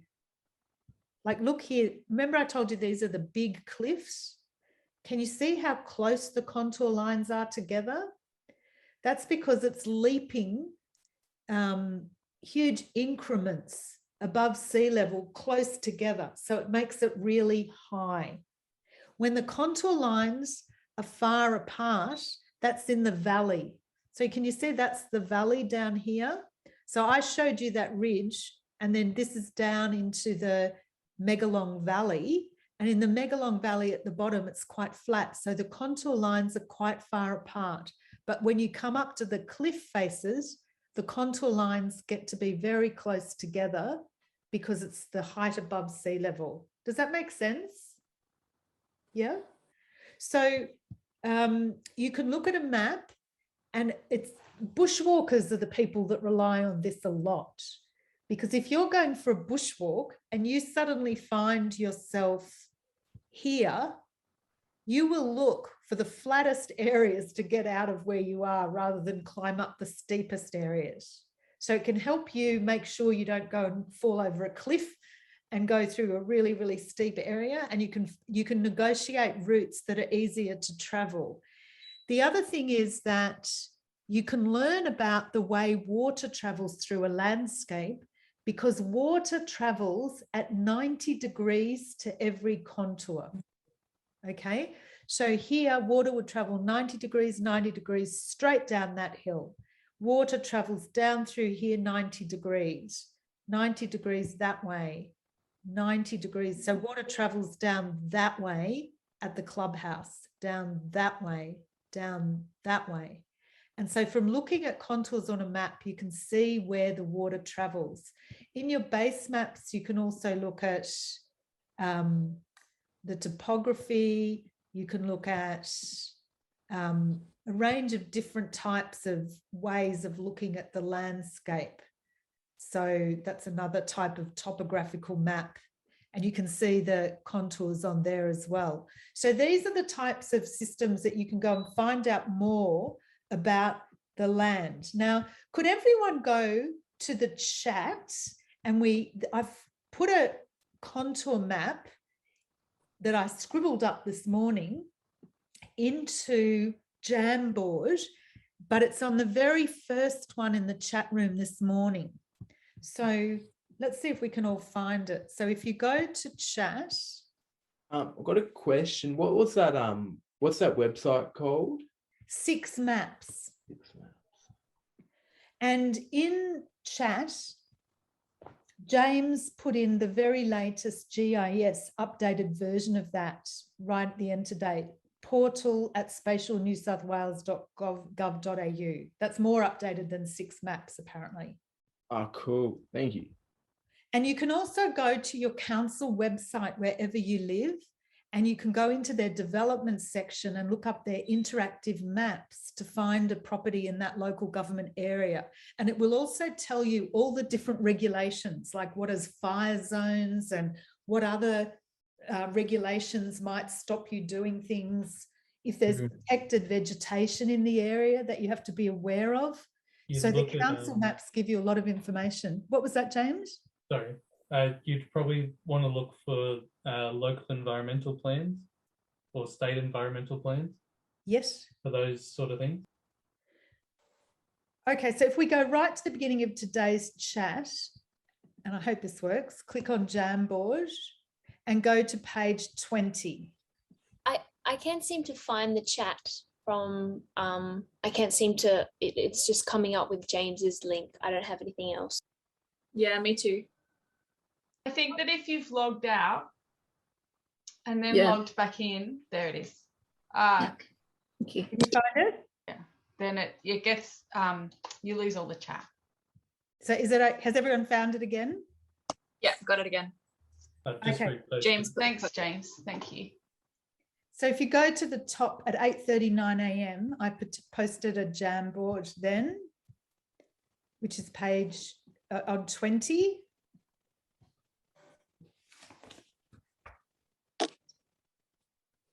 Have you found it? Has anyone found it? Just getting to it. Okay, if we can't. It's just loading. Okay. Yeah, I found it. Okay, so it's just some scribbly contours. Everyone wave when you, or let me know when you found it. Yeah. Yeah, good. A couple of people still looking. So the closer the number, if that means the lines are closest together, and the like 60 means further away, so that means more kind of flatter lands. Is that right? I'll just wait till everyone's got it. Have you got it, Ollie? Yeah, I'm good. Have you got it, Sam? No, I can't seem to find it. Is it the second link? If you go to right up to the top at 8:39 a.m. this morning on chat. Yeah. Did you find it? Well, the chat's cut off for me as well because I left and then came. Okay. The second Yeah. link, Emma. Liz, you It's only see the the- chat during the time that you were logged in, but the most recent link that James posted I've just is seen that now. yeah is the Jam board, which happens to be from day one. But yeah, just the most recent link. Have you put it up again, James? Have you? Yeah, James reposted it. Yeah, yeah, I can see it. Everyone got it? And you're on page 20? Yeah? No? All right. So everyone's on board. So you can see my scribbly drawing. Okay, now in answer to Belle's question, what I'd like you to do is get a little marker and put a little dot on where you think the highest points of land are. There might be one or there might be two highest points of land. Remembering that each line indicates height above sea level. So if it's 50 above sea level or 60 above sea level, 70 above sea level. Okay. Yes, correct. 100 above sea level are the two highest points of the land. Show me where the lowest points of the land are, or where the lowest point of the land is. Yes, the one on the left has got it. There we go. Can you see? There. 10. This is Where's Wally we're playing. Okay, that's it. 10. Keep going that way. The lowest point of the land. Okay. Okay. Mark in north. Mark in an arrow pointing north. Yes. Correct. North. That's it. So we've got a lot of them. Okay. Where is, do a little, okay, so the highest point of the land means that if you are standing on either of those highest points of the land, show me where your northerly aspect, put a cross where your northerly aspect is. The aspect is where you face. So we're facing north. Great. That's your northerly aspect. Show me where your westerly aspect is. Yes, over on the west. Very good.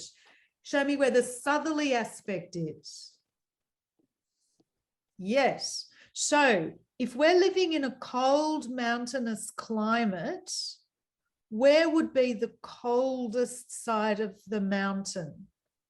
Southerly. Southerly aspect. So if you imagine that these are quite high, then the southerly side is not a good place for growing food. It'll be quite cold and shady. So your northerly aspect and your northeasterly aspect is the best place for food growing. So for example, berries like to be on the east, and bees like to be on the east. So northeast, that whole area is the best aspect for your house and for food growing. Now, you would not, it's really not a good idea. And I'm telling you this now rather than asking you, because we haven't discussed vegetation and all those things, but really the tops of every mountain should be covered in trees. And to put a house on the top of the mountain means you're very, very exposed to all the elements, to the westerly winds and to everything. So given that you want protection from the harsh westerly winds and winds in general, and that a northeasterly aspect is good, where would be a lovely place to put a house on these slopes?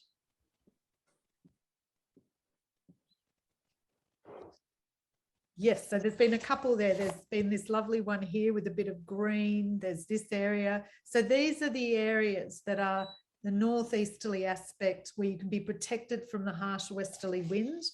You might like to put your almonds on the westerly side because they like that. Okay. One of the things I'd also like to tell you is when you have, see here over the right, we have the contours coming close together. What does having them come together tell you again? Steep. It's what? Steep. Yes, it's steep. Now, water travels at 90 degrees to the contour. So if you're looking at this area here and water's coming down 90 degrees there, water's coming down 90 degrees there, what would be happening in this spot? We can't see where your mouse is. Oh, can't you? Can you see it over on the right? No? No, could you mark a spot, Liz? What's that? Oh, okay, here. Oh, hang on, I've got to get a marker. Sorry about that. I'll just get a little marker. And I'll do it in red or whatever that happens to be. Okay, so see here where I'm scribbling? Can you see me on the right scribbling? Right. Way over on the right-hand side. Go again. I'm doing a whole big knotty thing right on the far right. No. I'm not seeing it yet either. Can't see it. Okay, hang on. I'll rub it out. Oh, now I can. Oh, now it's there we go. Time to make. Yeah. Can you see me rubbing it out? Yeah.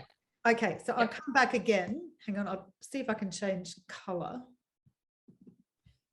Okay, so see where I'm putting the blue?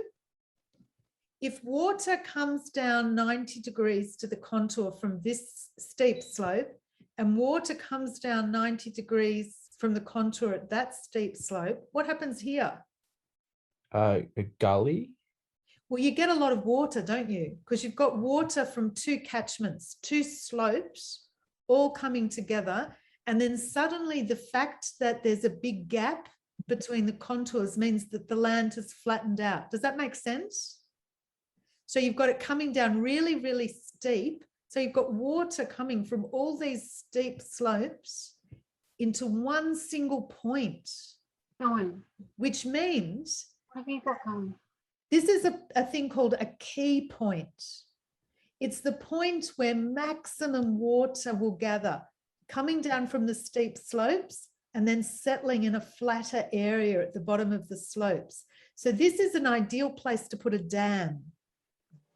And then a key line, it takes water from the dam across the contour below it and then can feed water down across contours through the land like that. Does that make sense? Yeah. And that's the way you get water from all these points and gather them in one place. So can you see any other potential key point on this map?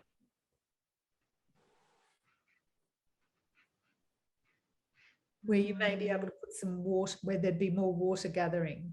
Up here, where I'm drawing. Yeah, so you could potentially have a little perched dam at any of these points along here. This is where it gets the flattest, but any of these points you might find that you could gather water in there, so that if you have your house here, you might be able to have a little dam just across from your house. Does that make sense to everyone? Would anyone like more explanation? So these are the things to take into account. And then you start thinking, if you were going to build a house here, you start looking and thinking, where might I do an access road and all of that sort of thing. So this is how you start to be able to observe a landscape. Down here, this could potentially be a river going through here because that's the lowest point in this whole area and there's a long flat area. So that could be a river going through there. It's hard to know.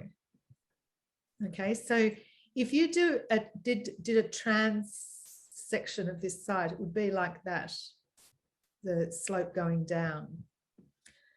Okay, so does anyone need more explanation of contours for that? No? Should we be remembering any of the terms? Like, should we be remembering any of the terms you've said? I think, Sally, will we be covering keyline in water tomorrow? I can bring a bit more of that up in the water section tomorrow. So we'll do a bit about keyline farming. Yeah, definitely. And I can show some examples of them. Great. Yep. So this is, I just wanted to show you now while we were looking at contours so that you understood contours. And when we talk about keyline farming tomorrow, you'll understand what we're talking about there, so that you can start to identify ways that in the Australian landscape, which is so dry, we can maximize how we collect water and then spread it across the landscape. Okay, so that's an important way to do it, understanding key lines there. Okay, so we'll does anyone need any more information about that at this point? Okay, good. Okay, so I'll put that away. Can you still see my slideshow? Okay, so these are the links to... sorry, at the moment we can see the map, or I can see the map that you shared. Mm. Oh, can you? Okay. A little section of 6 maps that we can see. Okay, I'll just now it's gone. share. And now I'll go back to share screen and I'll put the PowerPoint up. Now, Melissa shared with me the permaculture apprentice link. Can you talk to that at all, Melissa? Yeah, well, I was searching around for tools that might be useful for us, you know, if we do get to go to the golf course, if we don't get to go to the golf course. And being that most people have mobile phones with, you know, the capability of apps and things like that, that if we were visiting this map, the site separately, that we might be able to look at things, you know, like 6 maps and spatial things. But yeah, I was looking for the altitude in particular and came across this permaculture apprentice site, which talks about, you know, it's from a Permi perspective of 7 apps that he's found useful in map making and designing. And it's and one of the things in particular that was in there, one of the useful maps I think was called, I did download it, and I'm just trying to think of the name of it. I downloaded it this morning and I thought just Maps 3D. And it looks like it's really angled at hikers and cyclists and things like that, so that they can see a path that they've traveled. And I was thinking that it was something that we could potentially use and then share, being that we can physically be in a location and map what contour it's at, so that you know if you're at 1,000 meters elevation or 970 or whatever it might be, and the ability to then be able to sort of, you know, walk a few contour lines, because one of the things that I've experienced is eyeballing something and thinking something's level and actually then mapping it out with a tool such as Nap or one of the old school things, which I'm sure we'll talk about in the next couple of days. So are you saying that you can use that app and stand there and it'll tell you how high you are above sea level on that point that you're at? Yeah, and I haven't used it very much, but the idea is that you walk around with it and the altitude changes. So if you, somebody mentioned that there was a 30-meter drop in between one end of the property and the other, that I would hope that, you know, having the app open and recording the path that you travel can then show you the different points along the way. So I haven't had an enormous play with it yet because I haven't had the opportunity, but I'll take anybody that calls themselves a Permi's word for it. That if, you know, that if they've done the research and they're saying it's what works for them, then, you know, and these things quickly get outdated as well. So, you know, there's always new and wonderful things that people are dreaming up into apps, you know, to fit the purpose of whatever it is that their goal is. And yeah, being that Permis want to read maps for the purpose of knowing the contour lines and a bunch of other things in between, you know, aspect and included in there, I think Emily mentioned one of the sites for sun mapping. So that was another another of the apps or websites that was included, yeah, of these top 7 sort of useful Permi style apps. And those sun sites have really progressed over the years because everyone that sells solar panels uses them, because they go and have a look at your house and they do that app on it to see whether or not you can, whether it's worthwhile for you to have solar panels or not, if you get enough solar access in a day. And so it's a really good tool that's been developed over recent years through that industry. And it can really help you decide where is a good place to grow food or not. So to grow vegetables or to grow food successfully, you need a minimum of 6 to 8 hours of sunlight a day. What do you get told when you study sustainable ag, James, about sunlight? How many hours do you work on? Oh, I think you're mute. James, I think you're still mute.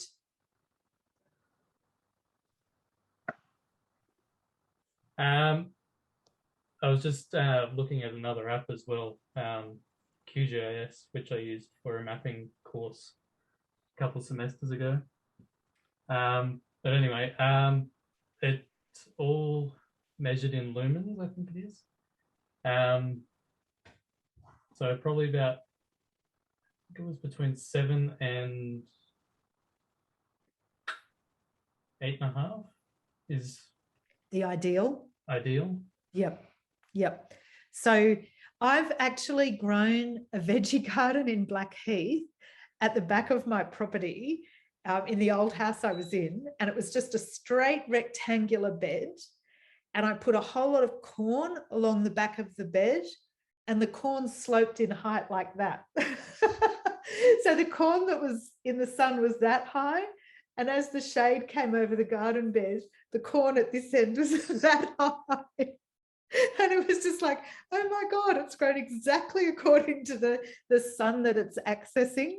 It was quite hysterical. So that it does make a massive difference having sun or not having sun. So I would say out of all the things that you do in your inventory, get your amount of sun very, very clear, because it will have a profound impact on both food growing and on your comfort in creating a resilient environment to live in moving into the future.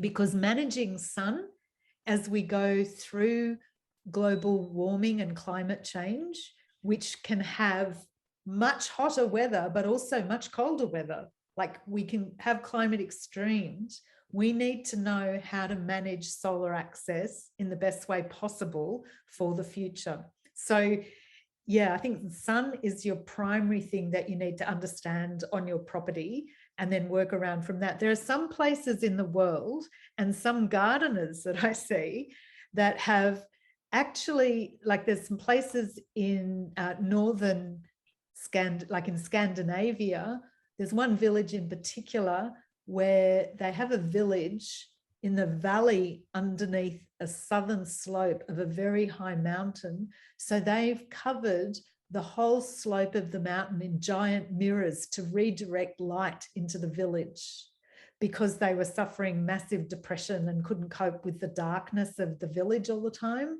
because there wasn't enough light.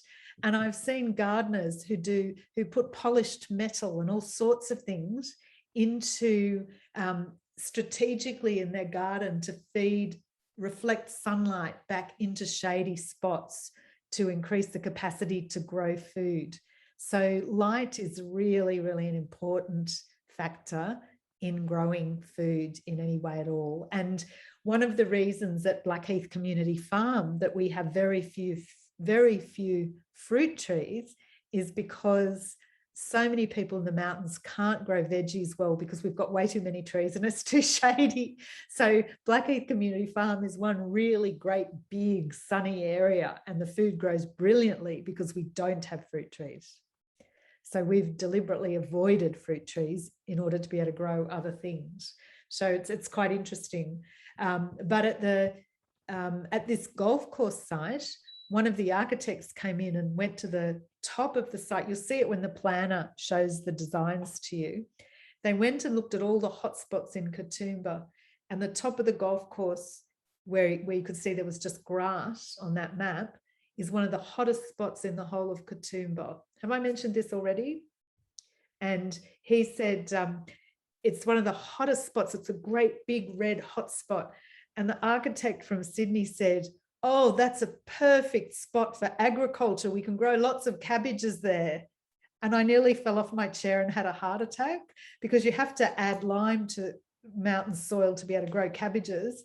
And that would have destroyed the swamp. And I said, surely if that's the hottest spot in Katoomba, you'd be thinking, how can we cool it?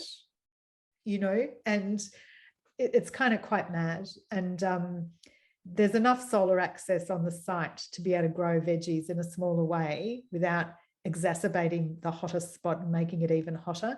And it's sort of missing the whole principle that the top of mountains need to be vegetated so that we bring water into the soil. And we'll talk about that more tomorrow. But it's a sort of a good segue into water tomorrow morning, Sally, because the one thing that I wanted to tell you is that we're working with the Gundungurra people in Katoomba, and we've tentatively given the site the name Muli Naju, which is Gundungurra for sweet water. And it's the place where there are springs. And at one point in history, closer to the Great Depression, there was a time when there were so many severe dust storms at a big drought period that all the water supplies were either filthy or dried up for Katoomba. And the story goes that apparently people in the town would have died except for the beautiful springs in the gully that remained fresh and clean. And that's when they began calling it the sweet water. And that's what helped the town survive. And so we want to, I showed you the little bit of green patch at the bottom of the golf course. We want to expand that to make the whole golf course a beautiful sponge that feeds water into the swamp, so that we create a lovely sponge that contains water and protects us before the next drought and the next fire season. And there are people whose properties, the fires slowed down because they had hanging swamps around their properties. And having a big wet sponge is one of the best ways of protecting against fire into the future. So it's such an important and exciting area to work in. So what's the time now? Okay, so we're almost at 3:30. So how are you feeling about mapping? My thought was that you've had quite a bit of time on Zoom now.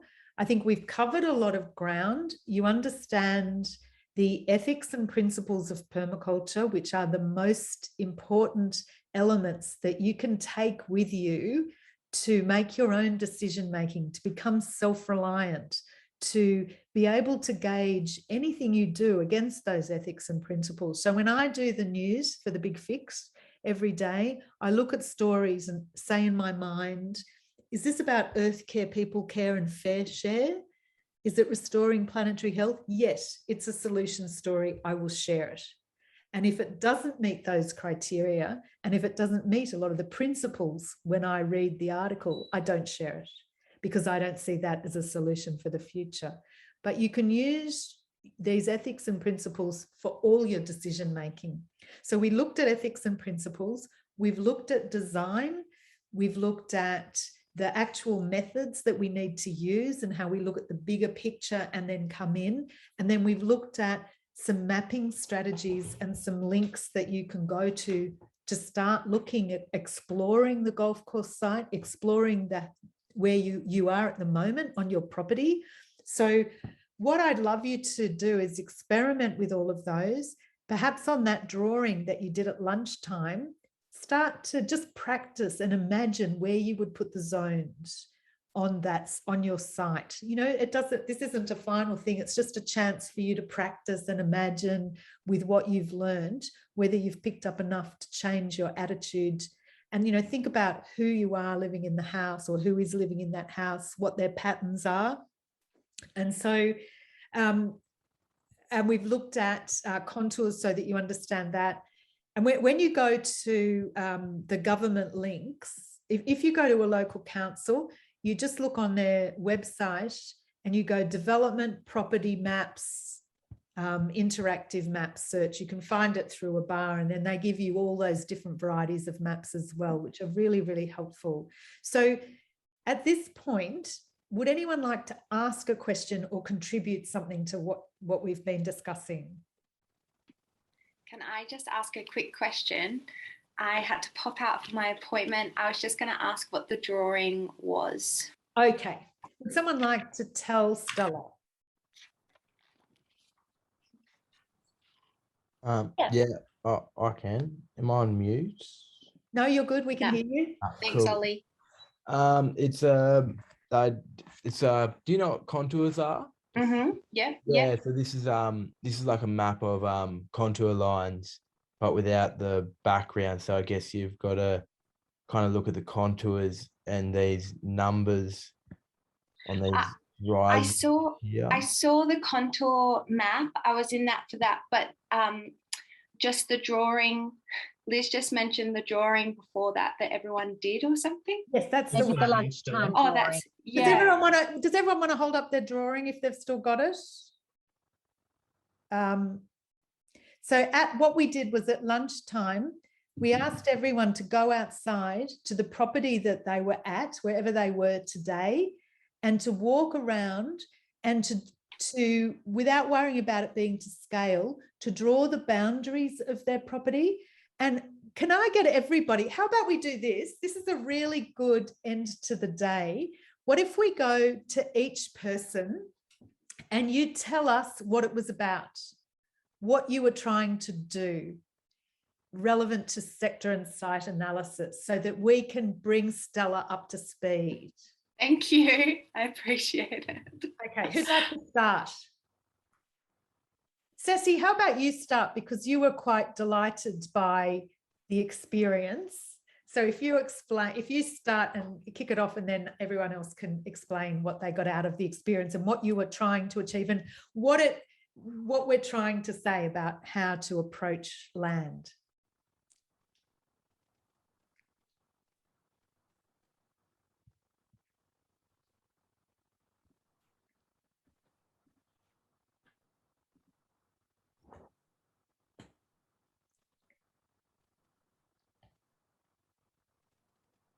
Okay. Thank you for bearing with me. So this is the map that I did for my site, Stella, and what I took away from the exercise was like the importance of looking outside of the boundaries that you're working within. So we were looking at where the wind's coming from. We went outside and Liz encouraged us to just like feel where the wind was coming from, and then notice where maybe there was a big accumulation of sticks and just matter that had been blown from trees, or whether there were any plants that had kind of like bent, or trees that had like bent because of the wind over time. And so I've indicated that with my blue lines coming through. I was also noticing the fence of the colour-bond fences on either side of that little backyard space, and how the difference in what's living on the other side. So on one side of there's all these trees with all the scribble, and then on the other side it's pretty blank, and it's just interesting to see how that impacts my site, with one side being a lot more fertile, I guess, and the other side being a little bit harder to grow stuff in. And it, for me, was really a fun and super valuable exercise, because I moved here 6 months ago and immediately went to the little garden bed and just started putting seedlings and seeds in there without looking at the site, like zoomed out. And now that I've done this, I realize how much energy I have not conserved. And I'm like really excited to see how I'm just like looking at it from afar and realizing that the whole neighborhood is really part of this site. It's not just me and my little space. Yeah, I'm excited for what that means for how this space can be the best it can be. Just more, yeah. Beautiful. Yeah. Beautiful. Thank you. Okay, that's so good. Who else would like to help summarize what we learnt with that exercise? We were talking about, yeah, was that you, Sam? Yeah. Yeah, I looked at some of like the internal features of my garden, and that included, like, you can kind of see there, where is it? There's water flow. So from the top of my garden, there's a slope, and it's gives this flow that goes through down the garden down to here, and with it, it takes chicken shit. It takes plants. It took weeds, because there were weeds growing down here at the bottom of my garden. So I just noticed how, yeah, the whole garden was affecting itself, basically. Yeah. Yes. Belle, would you like to comment? Yeah. I was just trying to find mine. I seem to have lost it and then found it and then keep losing it and finding it again. What I really enjoyed doing is I was observing the wind a lot, and where my wind was coming, where the wind on that property was coming, and I really liked looking at the fact that my property, it was like this kind of whirlwind of like being under these big huge trees and not getting affected by the wind. And I realized I could spend kind of hours there, but I actually just really enjoyed walking around my property and mapping it out, as I haven't done that before because we just moved to this place. And kind of putting everything on a map. Like I had to really think about, okay, where's the positioning of that to this? And it was really, I just got really helpful to kind of do the north facing thing. Okay, that's north, that's the way it should go. And just then, yeah, having an idea of like everything is kind of how the system is. And there's a really cool kind of track that you can go on the back of my property, and taking that and then going down there. And then on the way, I saw some parrots. That was very nice. Very good. So we were encouraging everyone to go outside and connect with nature and drop their ego, and to not bring any judgment, to just observe and collect inventory. And to put up your hand if you found yourself trying to start designing already in your mind when you looked at the property. A little bit. You started thinking, oh, I could do this or I could do that. I was trying to say to everyone, observe it and then put it aside. And just, you know, like if you start trying to design, just say, not yet, not yet. We just got to keep on taking information in, just the same as when we meet someone new. We shouldn't immediately leap to judgments of that person. We should actually keep taking in information from them and learning who they are and understanding them before evaluating or making judgments about them. And it's the same with the land. We need to listen to the land, not impose our ego onto the land and impose ourselves and impose permaculture or anything onto the land. We need to understand nature's needs, and we need to learn from nature, not think nature has to learn from us, you know. And I think that's the really important key, is to learn from nature, but hopefully you can get a gentle enough approach to permaculture that you're not imposing zones onto the land like an education. You are listening to the land and thinking how we can listen to the land and move zones in with it to help us live with nature. And so even though we demonstrate the concentric circle notion of zones to save energy and to meet all human and natural needs, it still has to come secondary to the land and to the rest of, to other living species.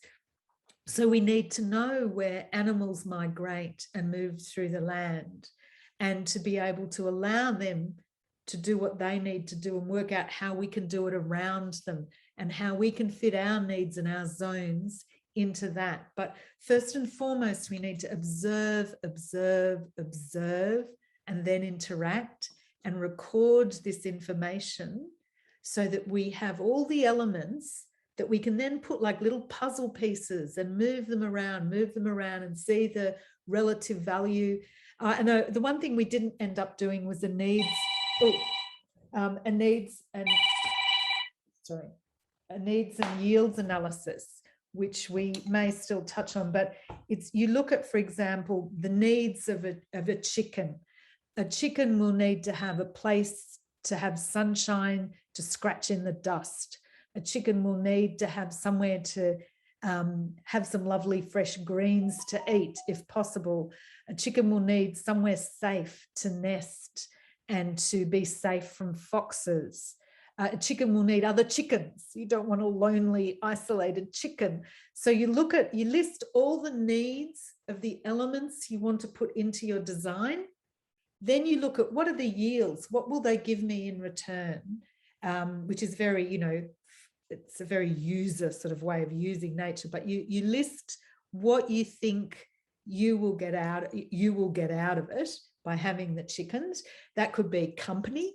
They might just lift your spirits to have another living creature there. It might be that they're giving you manure for your garden. It might be that they're managing the pests in your fruit trees. It might be that you surviving on their eggs during lockdown. It might be that your dog Charlie spends his whole day watching them and running around the cage, and it's the best company he's ever had in his life, and I'm going to have chickens forever just for Charlie. So there are a lot of reasons why you might have chickens, and so you list all the reasons. Charlie is my absolute 100%, of course I'm always going to have chickens for the rest of my life reason, because it's the big joy in his life. But there are other reasons. So you look at the needs, you look at what you get from it. When you first go into permaculture, well, I did, so I can speak only for myself. Speaking for myself, when I first went into permaculture, because I'm a very greedy person, I wanted everything. I wanted chickens and ducks and geese and bees and Nubian milking goats and guinea pigs, and I wanted quail, and I wanted bamboo, and I wanted to see if I could grow sugarcane and avocados in Blackheath, and I wanted to do everything. And then I had to sit down and go, okay, what are the needs? What are all these things that I want? What are their needs? What will they give me in return? And their needs are also, how much land will they need? How much time will they need? Can I deliver all that? So you've got to sit down, and it's a bit of sorry, someone's trying to get me. It's a bit of a cost benefit. In economic terms, we call it a cost benefit analysis. What's the cost? What's the benefit? In permaculture, we call it a needs and yields analysis. And basically you have to weigh all the things up and say, okay, this is the reality of all these different things. This is the amount of space I have. This is what I want to achieve. Let's shuffle these things around and, work out relative locations so we can work our way through it and put them in the zones and do all of that. So once we've got all our inventory, we then look at our dreams and what we'd like to have. We do a needs and yields analysis. And then we start playing, moving them around and trying to create zones. And so quickly now, that other people who didn't talk about what they did at lunchtime, if they'd like to add anything else to it about what else. The important thing was moving from big patterns to details. And I think Ceci touched on it when she said, when she first moved there, she just got seedlings and plonked them in a little spot, which is what nearly everybody does when they want a vegetable garden first. But what you need to do is forget that. Think about the big picture first. And once you understand everything, then you work out the best place to put those veggies. Yep.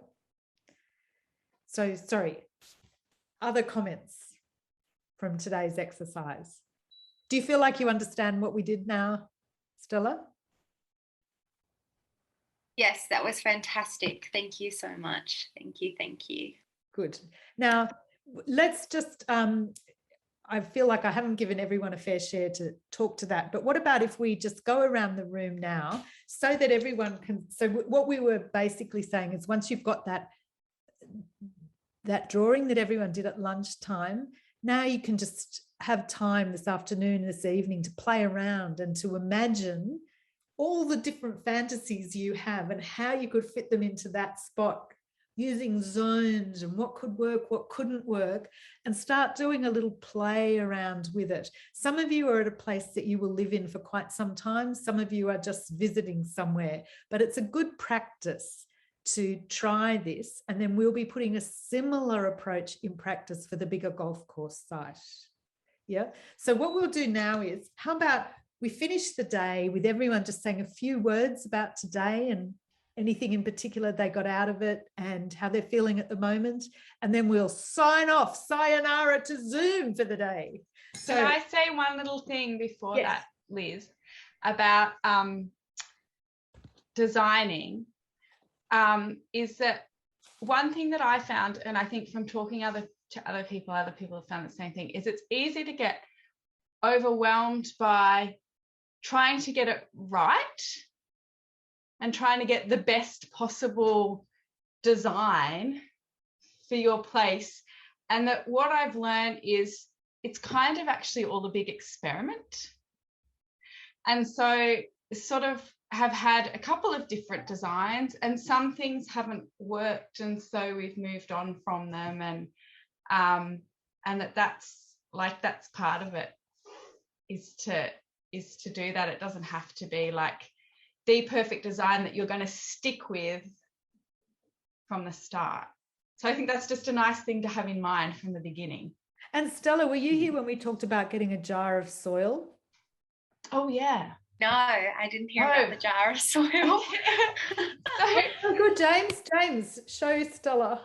There we go.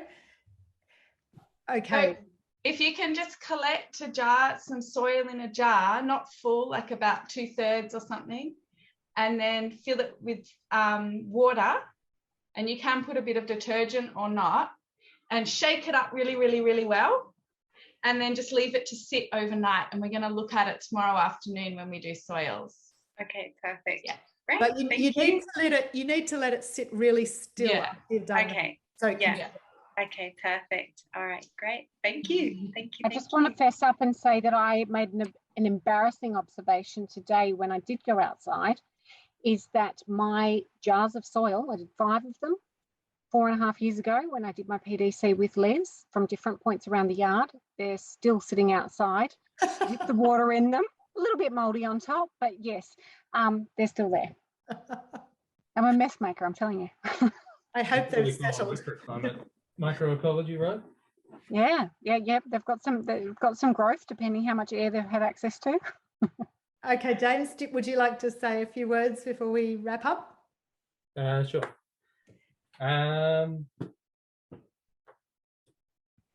It was really good learning about the zones. Really enjoyed that. Sort of added on to sort of my bush regen background a bit as well, along with already other stuff that I've learnt over the years, which is good. Yeah, overall, good course. Good, excellent. How are we going, Sam? Do you want to hand to someone else? To me? Did you just say me? Oh Yeah. yeah. Oh yeah, good. Yeah, something I really enjoyed today was just the lunchtime thing, just observing. I've never really done like just writing down what's happening exactly outside. And yeah, I guess it really made me realize how things affect each other and yeah, what's working together to create stuff. Yeah. Yeah. Excellent. All right. I'll pass it to Ceci.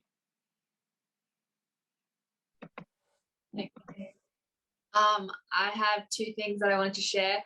One was I really enjoyed seeing everyone talk about their property and like talk about all the site that they're on and just things that they like hadn't noticed before. And I really liked how Ollie and Helena like had a conversation with the neighbor and like just like learnt about a bit about the place that I know they're only temporarily in. It was really beautiful to see all that from everybody. And the principle that I'm like really thinking about today is patterns to details. I feel like that's been a big feature of today for me. And my partner was going to come around tomorrow, like, let's make some soil blocks. And we often make soil blocks and put seeds in them and whatever.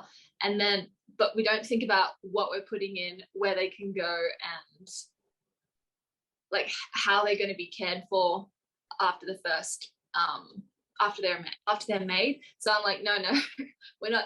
And so they often die.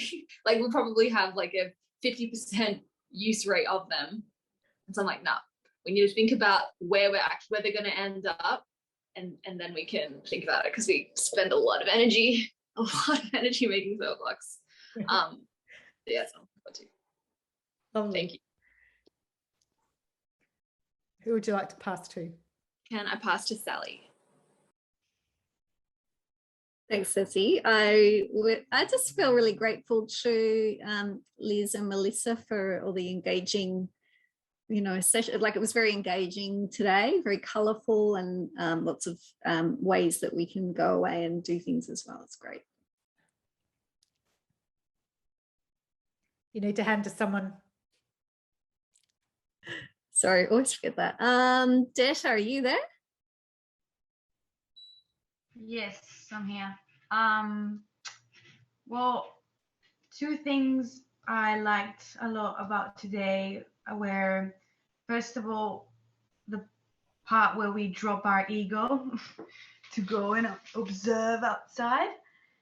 And the second part, I got really excited when Liz said that we could introduce bush tucker instead of commercial cropping for the project in the Blue Mountains, because I think that's so valuable to include the First Nation community. I'm very passionate about that. And I'll pass it on to Belle. Thanks, Jetta. I enjoyed it a lot today. Going from backwards to forward, I really enjoyed contours. I never understood it, and I thought I was never going to be able to understood it. Still feel a bit like, okay, this is and mapping, a bit confused, but just this simple basic of like that widening, I'm like, okay, I understand that. That's great. I really enjoyed the mapping too as well, and so much that I actually didn't have time for lunch. I just spent my whole lunchtime drawing. And then something I really enjoyed that I did today is that I actually did yesterday I was doing my notes on the computer, but today I decided to do notes drawing. And for me, I love drawing and I love writing things. I realized and I actually learn better. So I wanted to show you guys something I drew. This is the ethics, and it being seaweed. So it's a kind of seaweed marine permaculture version of ethics and principles.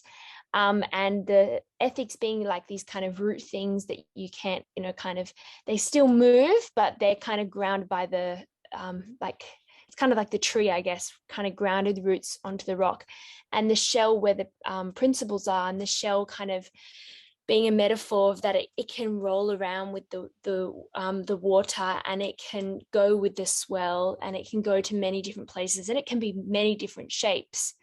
And that's kind of the system of principles. And then the seaweed being floating but as well grounded. So that was one of my drawings that I did for the ethics of principles.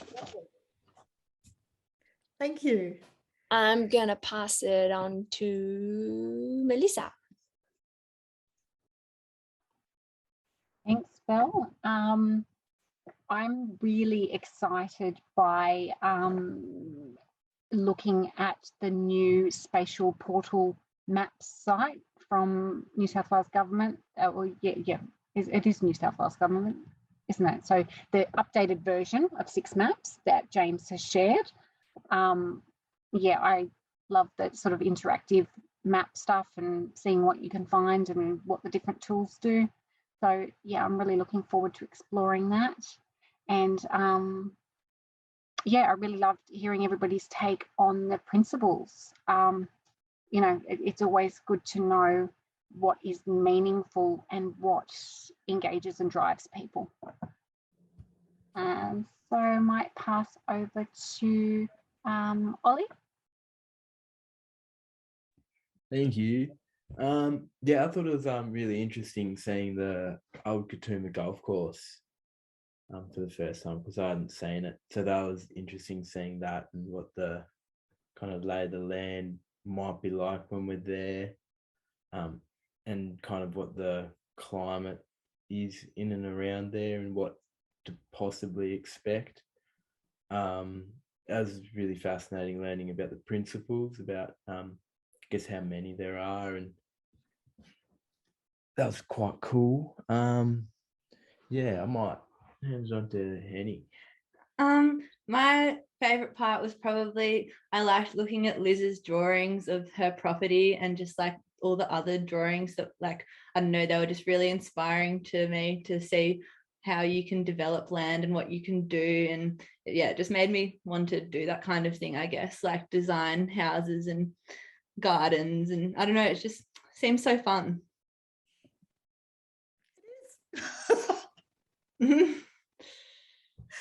Excellent. Could you pass it on to someone else? Who hasn't gone? Jonah and Philip. I'll go to Jonah. If he's there, not there. Not there, don't think so. Oh, gonna pass Philip. Yep, I really enjoyed the maps and looking at the drawings that Liz had done and just seeing how it's actually done for real, and also the 6 maps. I've looked at the Katoomba site on there and I can already start to get a feel for it. So yeah, that's been good. Excellent. Who haven't we? Has everyone spoken? I haven't gone. Oh, good. But I really loved talking about the ethics and principles with Melissa. One thing, like talking about the people and the standards of living, I guess having a background in sociology and talking about this morning, trying to make a connection to how we can make not only the earth a better place, but also a better place for our standard of living and human rights for people. So that was really special to kind of see that connected. I also have a question for Melissa. Yesterday, when you were showing us your little ecosystem in your garden, you had a big container of your eggshells that were like separate from a compost. And I wanted to know what you were doing them because I have so many, and I thought maybe they were, instead of just putting them in my compost, maybe there was something special I could be doing. Well, I do use it as shell grit and feed them back to the chickens, but yeah, so I have them on the front porch so that they dry out in the sun, because that's north for me. And other than that, putting it around plants and crumbling them up for snails that like to eat the beans and things like that. Yeah, and I actually have been asked to keep some for somebody else, so it's just like, right. Oh, okay, yeah, I can do that. Okay, great. Thank you. And yesterday it was acting as a very nice little prop for my phone. Good. Thank you. Good observation. Excellent. Okay, well, has everyone spoken? Oh, I haven't. I just wanted to say, well, I always like revising everything again. But I think my favorite thing was just seeing like everyone's excitement after they came back after lunch from going out and doing that. I was just like, I love that. So thank you for sharing, everyone, for sharing. Yeah. And thank you, everyone. I'm going to wrap up very quickly now because you all need to move away from the screen. But I'd just like to say what delightful company you all are. And reiterating what we said yesterday, it's surprising how close you can feel to people, even mediated by technology. Yeah, my heart's going out to all of you. So thank you for sharing this journey with us, and we'll look forward to seeing you tomorrow. Have a lovely evening. Thank you. Thanks. Maybe the teachers just stay on board. Okay, bye everyone. Bye.